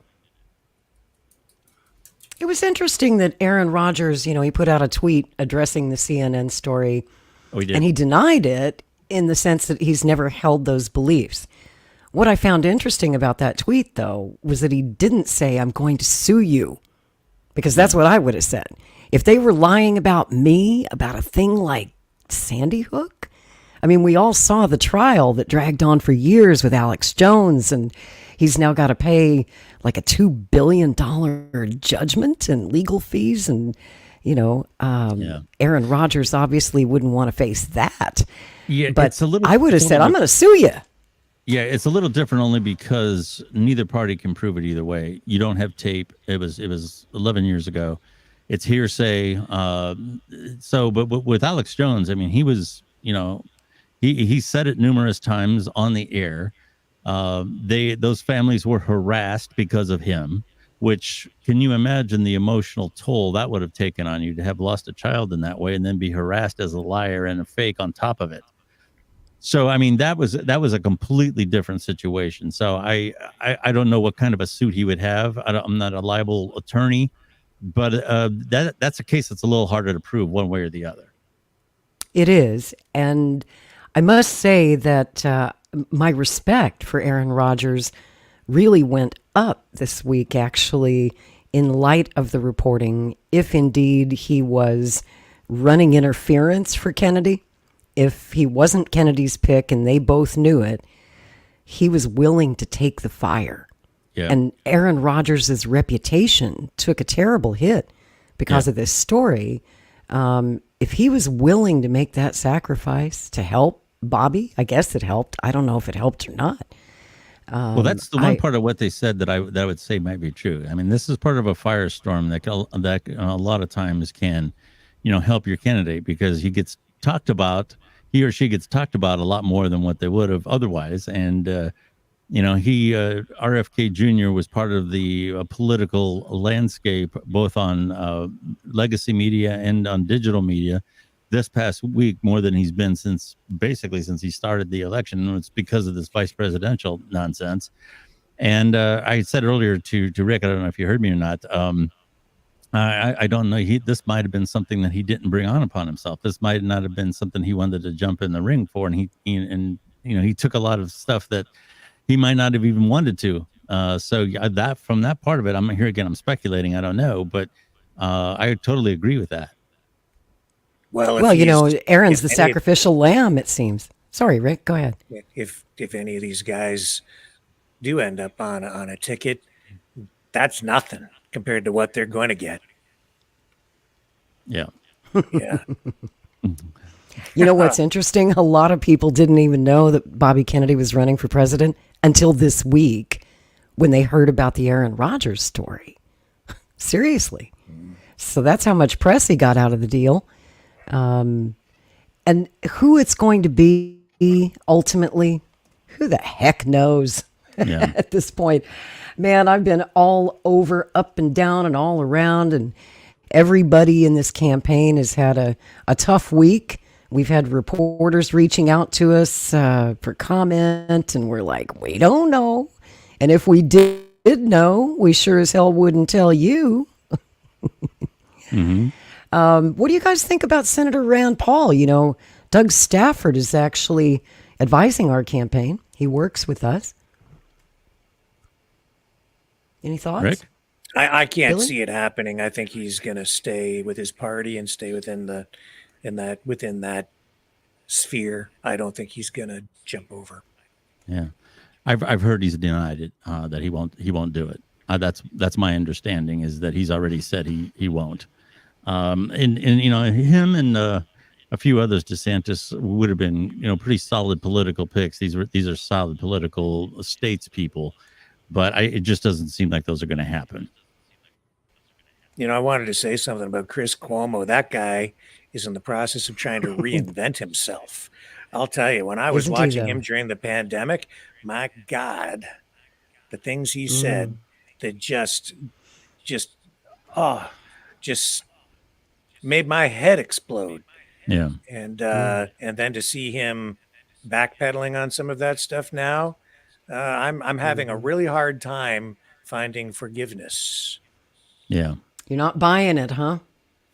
Really hard time, but giving him any credibility at this point. Sorry. So the Tucker interview didn't sway you? No, I mean, is there some of this going around? Like he's just trying to reinvent his career, rejected by the establishment that he was so willing to endorse and, prop up, promote. And now he's, an outcast, and he's trying to find a new home with the people that he was at war with before. And I mean, I can't even remember all the terrible things that he said. not to mention the hypocritical things that he did. And when he was supposed to be in quarantine and he was caught out in public, and then he was having an argument with a lady. Yes. Yeah. And now he's, well, Tucker, I agree. We just went a little too far. Do you think? You think? Do you think? And he doesn't strike me as being unintelligent, but the first thing that pops into my head when I see those biceps is meathead.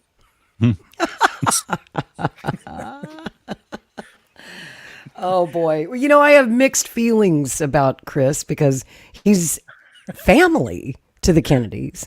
Bobby Kennedy's, this is complex.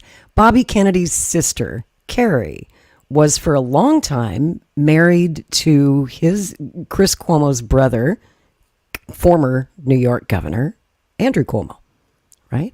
They had a big family together. Were a happy couple until they weren't. And so Bobby Kennedy and Chris Cuomo have known each other a long time. The Kennedys and the Cuomos go together like peanut butter and jelly. And during the pandemic, I'll share this story. It's kind of interesting. It's one of the reasons that I cannot hate Chris Cuomo and why I can kind of forgive what he did, as horrible as it was, is, I was very sick, as you know. I've told my story. I got that first blast of COVID that came straight out of Wuhan, that really strong first wave that was killing perfectly healthy people. It put me in the hospital with a killer pneumonia. My lungs were full of fluid. I probably should have died. I'm very lucky to be here. And Chris Cuomo got the same wave of COVID at almost the same time that I did. And I have these memories of being in the hospital, like, on my deathbed. And in the hospital, they make you watch CNN. I don't know why. It's like punishment. It's like they're trying to kill you. Here, watch CNN while you're laying there dying. And so I have these vivid memories. So much of that time is still foggy because I was running a very high temperature, and COVID affects the brain, and I wasn't in my right mind. But I remember watching Cuomo's show, and something that I did respect about Chris, maybe he did it for narcissistic reasons, I don't know. But, he did his show while he was quite sick with COVID. I don't know if people remember. He was down in his basement, and he continued doing his nightly show while he had this high fever and shortness of breath, and he was clearly suffering. I mean, he really was quite sick, even though he's a super healthy guy. And that's my point about that. Today we think of COVID as a mild cold. For most healthy people, it doesn't really affect you like that. Yeah. But it was different. That first wave that came out of Wuhan was serious business, folks. I was a healthy person. Chris and I are exactly the same age. And we were both healthy people until COVID came along. And unfortunately, Chris and I have something in common. We both have long COVID to this day. And it's still affects my life. I'm partially disabled because of it. I'm not the person I used to be, and there's no help. There is no cure. There's no treatment that's been shown to work. And something I respect about Chris is he has become a real advocate for long COVID sufferers. He actually has a Substack for people out there. If you have long COVID, I would suggest taking a look. He always talks about it on his show. He does not let this subject go away because people are over the pandemic. They want to forget about it. They don't feel that COVID's a risk anymore. No one wears a mask. No one social distances. You only have to quarantine. I don't even think you have to quarantine anymore. It was down to 3 days, but I think now they're just telling you to go about your life if you have COVID and don't worry about it. But that, for those of us who have long COVID, and by the way, I'm unvaccinated. People always say you get it from the vax. Nope. You can get it from the virus itself. And I was diagnosed in May of 2020 before the vaccines were even available. They didn't become available until January of 2021. So I never took the vax. And Chris did, of course. I think he's had all of his boosters. And pleased his corporate sponsors at CNN by helping them sell that crap. And if you took the vaccine and you're happy with it, good for you.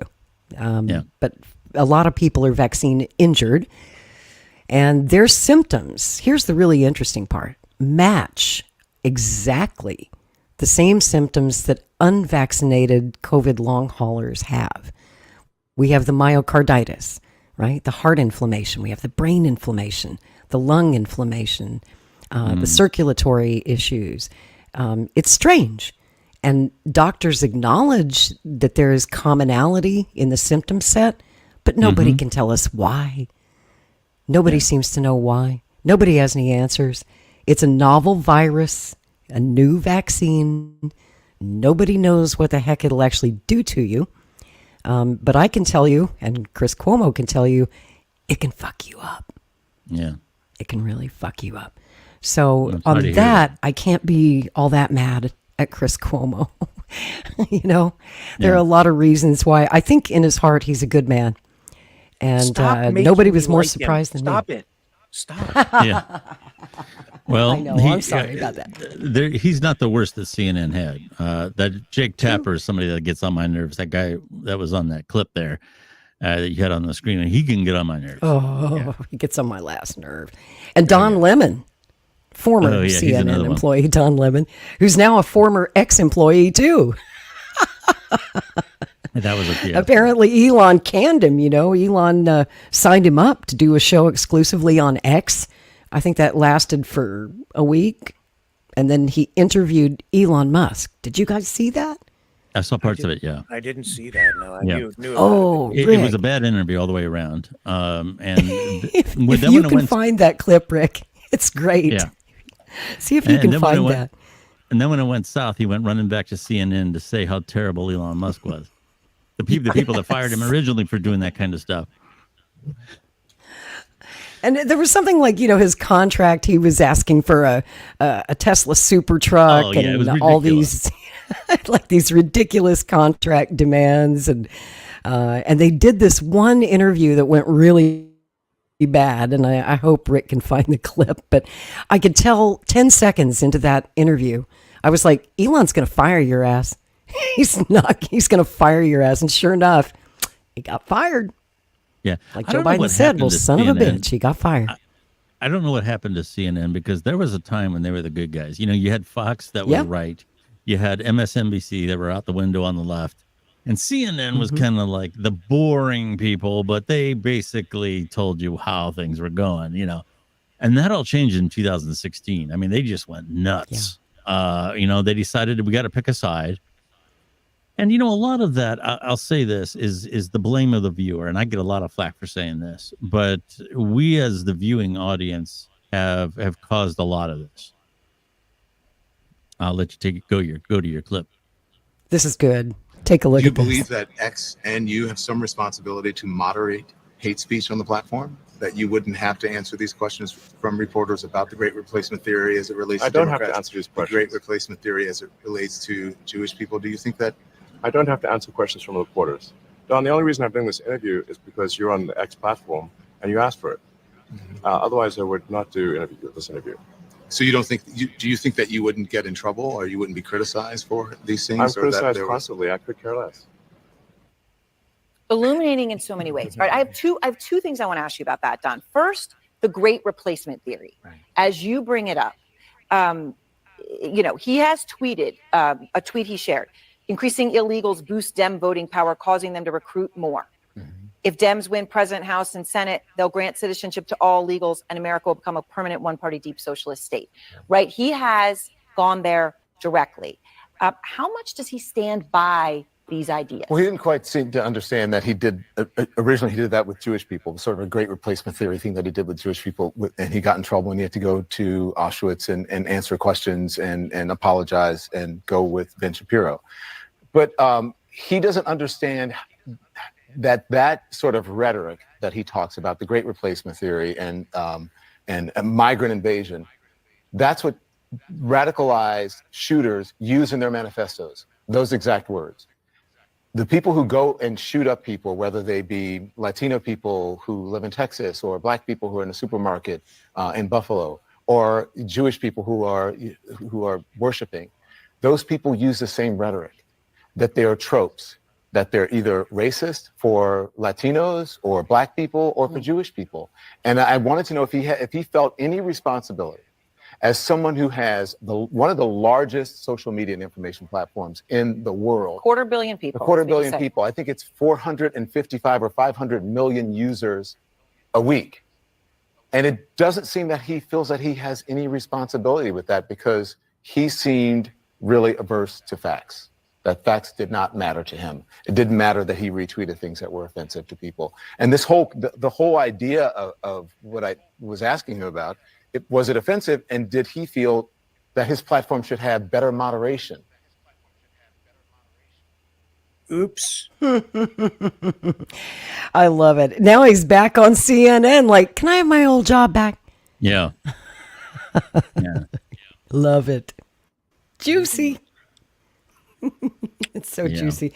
Is it just me, or is Don Lemon the most annoying man on earth? He's annoying. You could tell he was just getting under Elon's skin there. Yeah, Elon said, I agreed to do your interview because you're on X, and I agreed to do the interview. Okay, Elon, I'm on X. I have a premium account. Why don't you come do an interview for me? There you go. You'd be nicer to him than Don was. I don't know. Hello to all of our viewers watching live on X, by the way. Yes.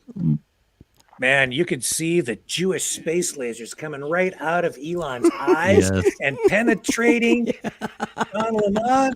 Oh my goodness! You see the anger. Yeah. Oh He was not happy. I bet he walked right out of that interview and went to Linda and said, "Fire that son of a bitch." Yeah.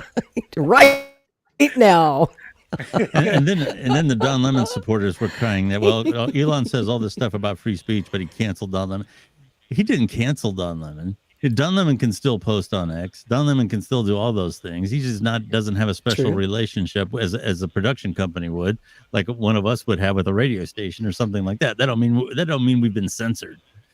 So that means no $5 million Cybertruck for you, huh? No, I guess not. Damn.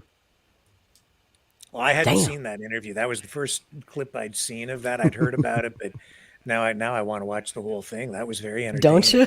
Yeah. Oh, you should. It's delicious. But couldn't you tell Rick in the first 10 seconds, you're fired. You are so fired. He hates you. Oh my. Oh. Yeah. I needed a laugh after this week. Since I can't have a drink, I needed a laugh. Good Lord. Well, I'll pose a question to you two. So, yeah. Okay, I'll preface this just real quick. I'll give you a little background here on where I'm going with this. I've said before, and I've gotten criticized for it, that the audience has a lot to do with the blame that's going on with how media has become the way that it is. You can trace this. We've talked about JFK and his presidency and how different that was. Prior to that, during the 1950s in particular, real journalism was supposedly on print and on the radio. And the government had mandated that as part of their FCC broadcast requirements, that major networks were supposed to do news as a public service. This was something that they did very begrudgingly, because news did not make money. They wanted to get I Love Lucy or whatever, the Milton Berle show, on the air as quickly as possible because that sold Coca-Cola or whatever. And they did it very begrudgingly. They did not like having to do the news. In 1963, on November 22nd, America was glued to their TVs for 3 days, 24 hours a day. And somewhere, somebody said, you know what? People are glued to this TV watching real events. And we don't have to pay actors. We don't have to pay writers. We just point the camera that way. And during the 1960s, I think there was a certain decorum that broadcasters had, even with all that went on with the civil rights movement, the riots, Vietnam. There was a certain decorum. I think Watergate brought in the bloviating. What did the president know? How much did he know? And when did he know it? Blah, blah, blah, blah. And they started to realize that they were affecting public opinion. The people looked at them as authorities. This really, you could say that CBS News got Nixon impeached. If you look at their coverage of Watergate. Yeah. And this kind of carried into what became cable news in the 1980s and 90s. Everybody's reporting the same news. So how do you bring the audience in? Well, you make it cater to what they believe. So all of a sudden now you had people representing a certain fact set of each given event that catered to their audience. And after 2000, of course, this was manifested by social media. So you have an audience now that won't listen to boring news. And here's what I mean.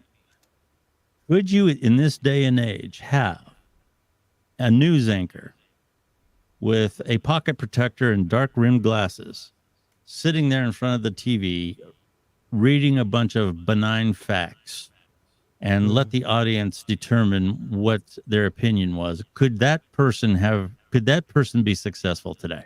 Boy, we had that conversation a lot on this program, Rick. Yeah, I mean, if Huntley and Brinkley were around today, they wouldn't be the top-rated show on TV.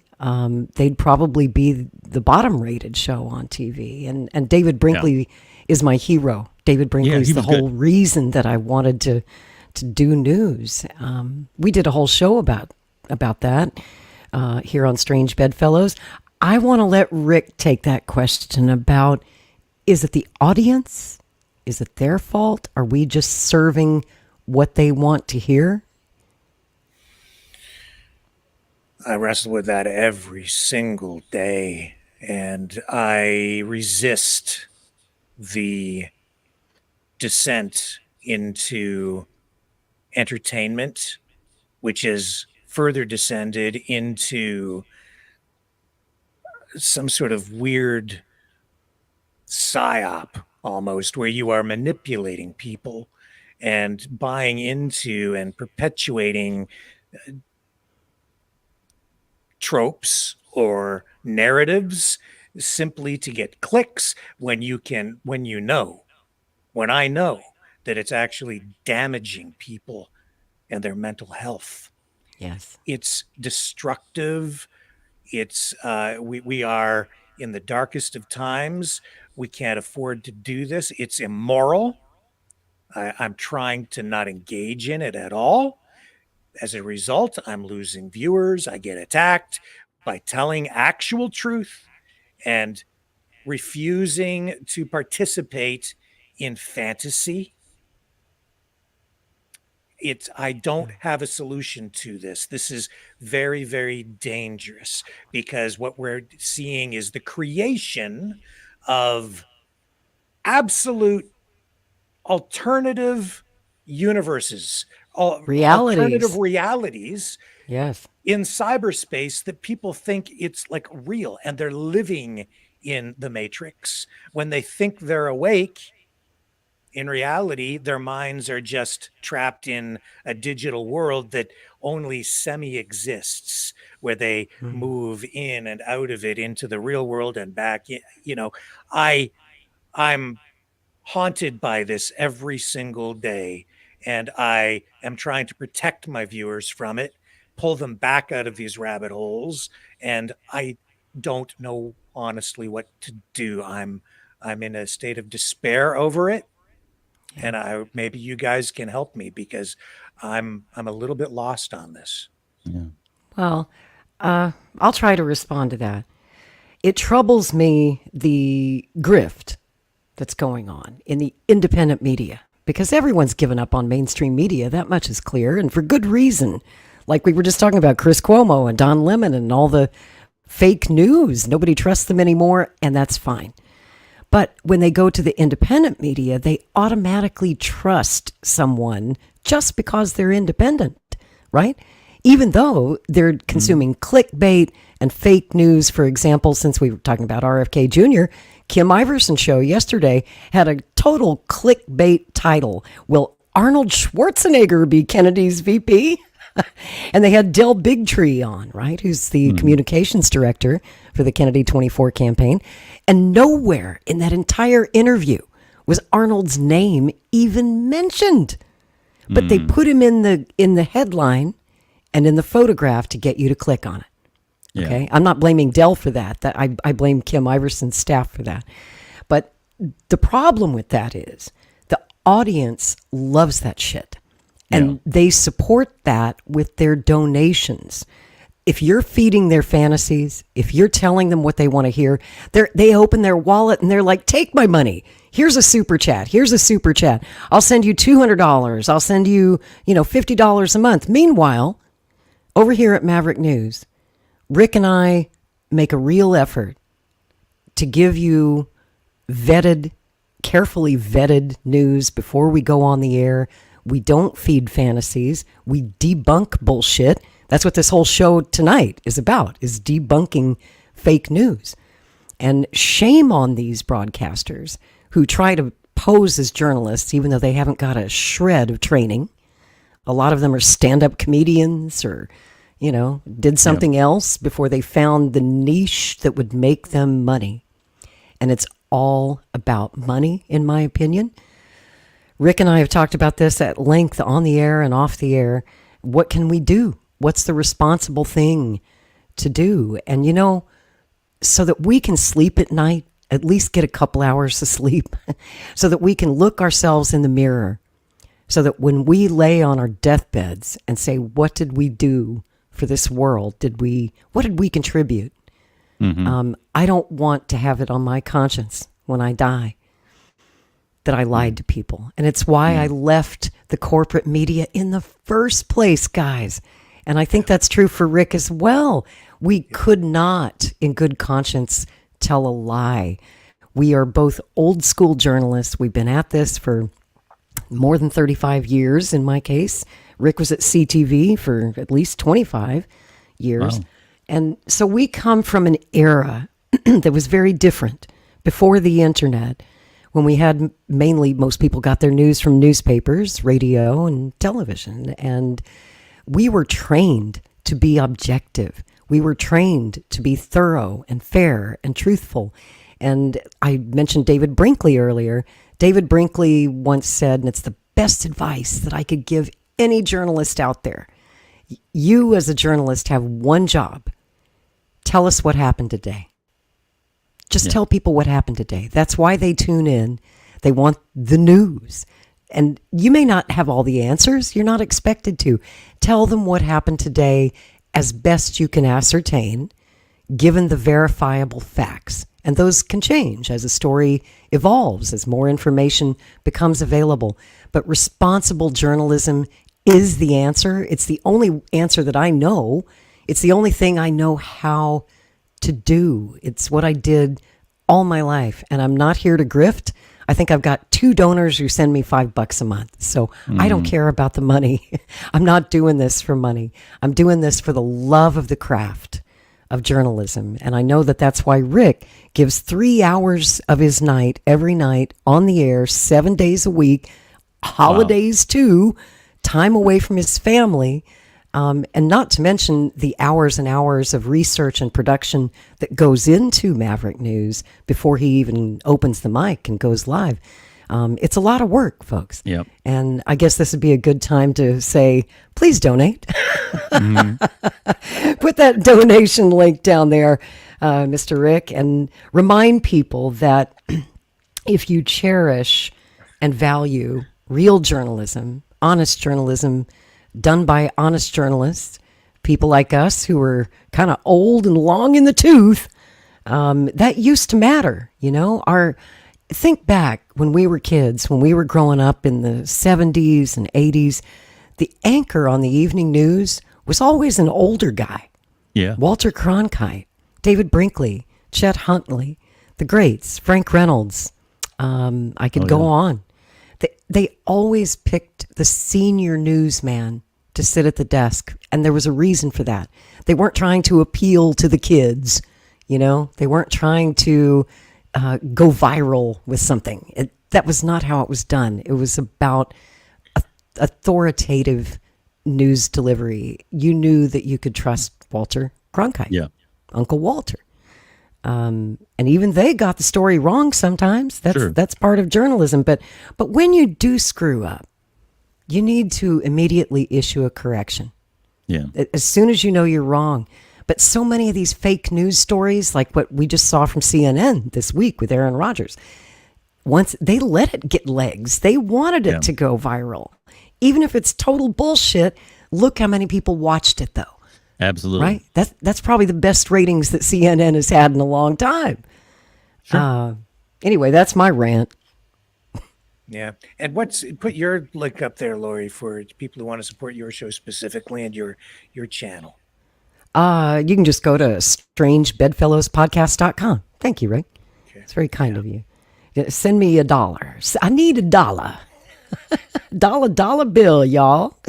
While we're at it, Billy, how do people find your work and your channels? Sure.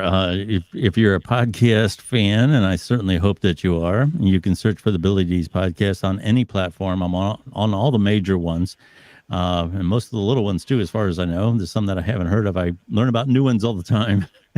But yeah, the Billy Dees podcast is available on all the major podcasting networks. And you can find me on X, formerly known as Twitter, at Billy Dees, and there's links in my Twitter bio as well. And you can find me on most social media. I don't maintain them all. There's just too many. But if you just search Billy Dees or the Billy Dees podcast on most social media, I come up as well. So pretty easy to find. Thank you for asking. You know, I love your show, Billy. You've made a fan out of me. And you had me on as a guest this week. We had a lovely conversation, and it was only about 40 minutes or so, and it just seemed like we were just scratching the surface. And that's why I wanted to have you on Strange Bedfellows tonight, so that we could have 2 hours to really take a deep dive, get to know each other, let our audience get to know you. And I couldn't think of anyone better to have a mature discussion about fake news and social media and the mainstream media, and how a story, something as simple as who RFK Jr. might choose as a running mate, could go so wrong. Yeah. Or some might argue that it went right. It keeps your name in the papers. Maybe that's a good thing. I personally think it did more damage to the campaign than it did any good, but what do I know? I've only been in news for 35 years. Don't listen to me. Well, you're both seasoned pros. I was a little laid back because obviously you don't have a rapport when you're with somebody for the first time. So I kind of laid back a little bit, but I absolutely loved the experience. It was a pleasure being on with two seasoned vets like you. And I hope I didn't make a fool out of myself, but I don't think I did. I think I did okay. No, you were great, man. You're a total pro, very smooth. Okay. And just by the way, I love your voice. Oh, thank you. Yeah. Thank you. That's good to hear. I wish I didn't have the high squeaky voice. I wish I was smooth like you. No, you're all right. Your voice is fine. Yeah. I'm being honest. Actually, I hate my voice. No, get out. Really? Yeah. Oh yeah. You got a great voice. Yeah, most people. Yeah, I think your voice is very identifiable, and that's. There you go. You can't miss it. You can't miss my voice. Well, it's kind of a misnomer. I'm kind of from the voiceover world, and it's kind of a misnomer that you have to have a big low bottom voice. That's actually not true. Most of the really successful voiceover people are really rich in the mid range, like Morgan Freeman, not real bassy. Tim Allen, all those people, they have a real rich mid-tone, and audiophiles out there will tell you that's where music is in your speakers, not low or high, but it's right in that mid-range. That's where music resides, especially if you like jazz and classical music and all that. So you're fine. You have a great voice. Well, thank you. Yes. Rick has that lovely soft-spoken delivery. It's almost like a whisper. Sometimes I have to go, Rick, speak up. What did you say? Stop whispering, damn it. My new show is going to be Pillow Talk, midnights on the Maverick Channel.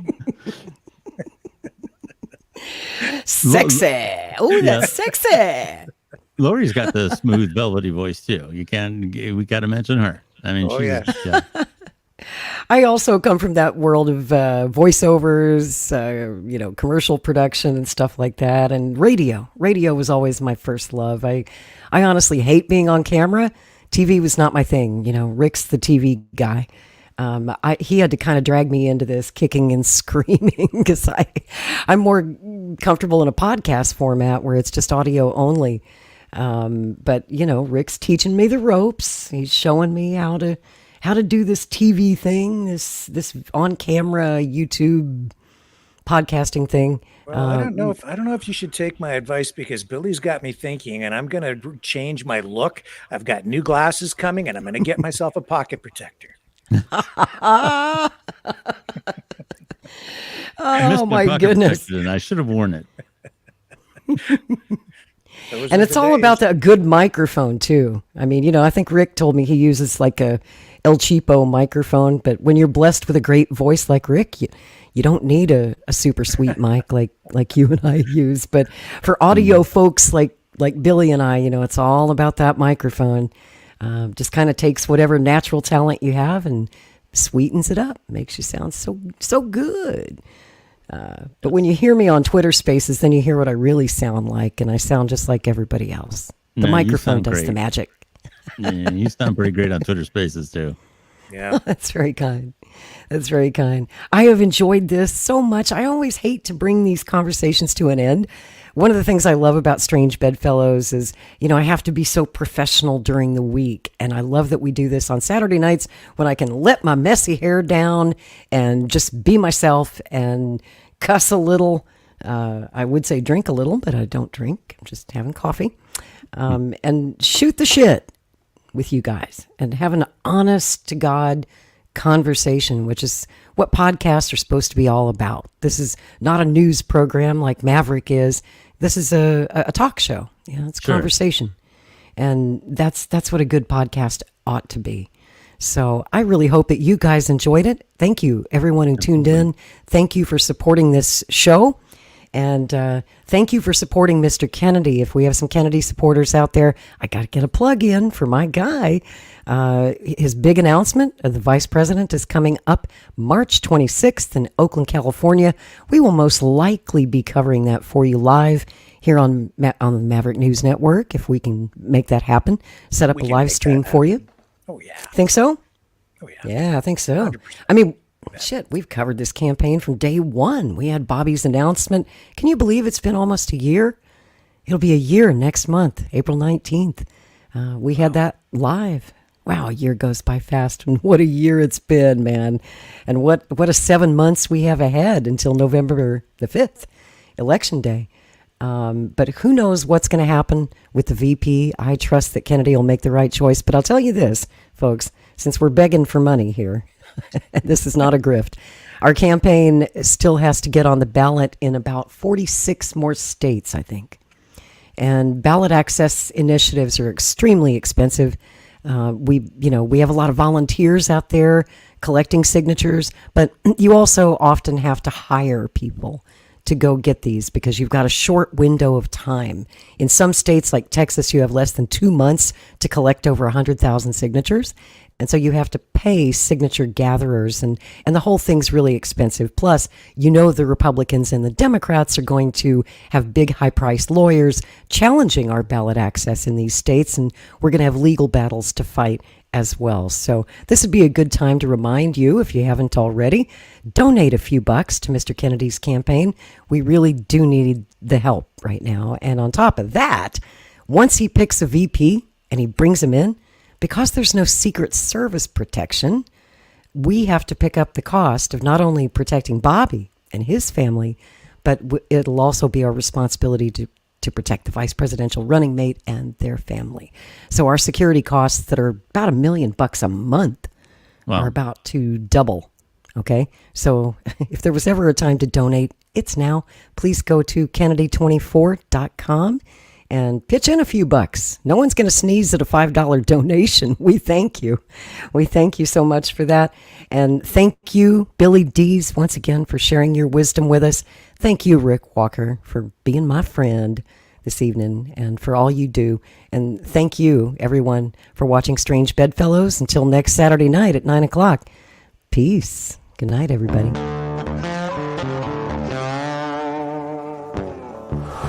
In a universe full of ideas, we draw lightness from the dark. to a place where opposites attract. Right meets left, positive touches negative, sparking an explosion of truth. Because politics makes strange bedfellows.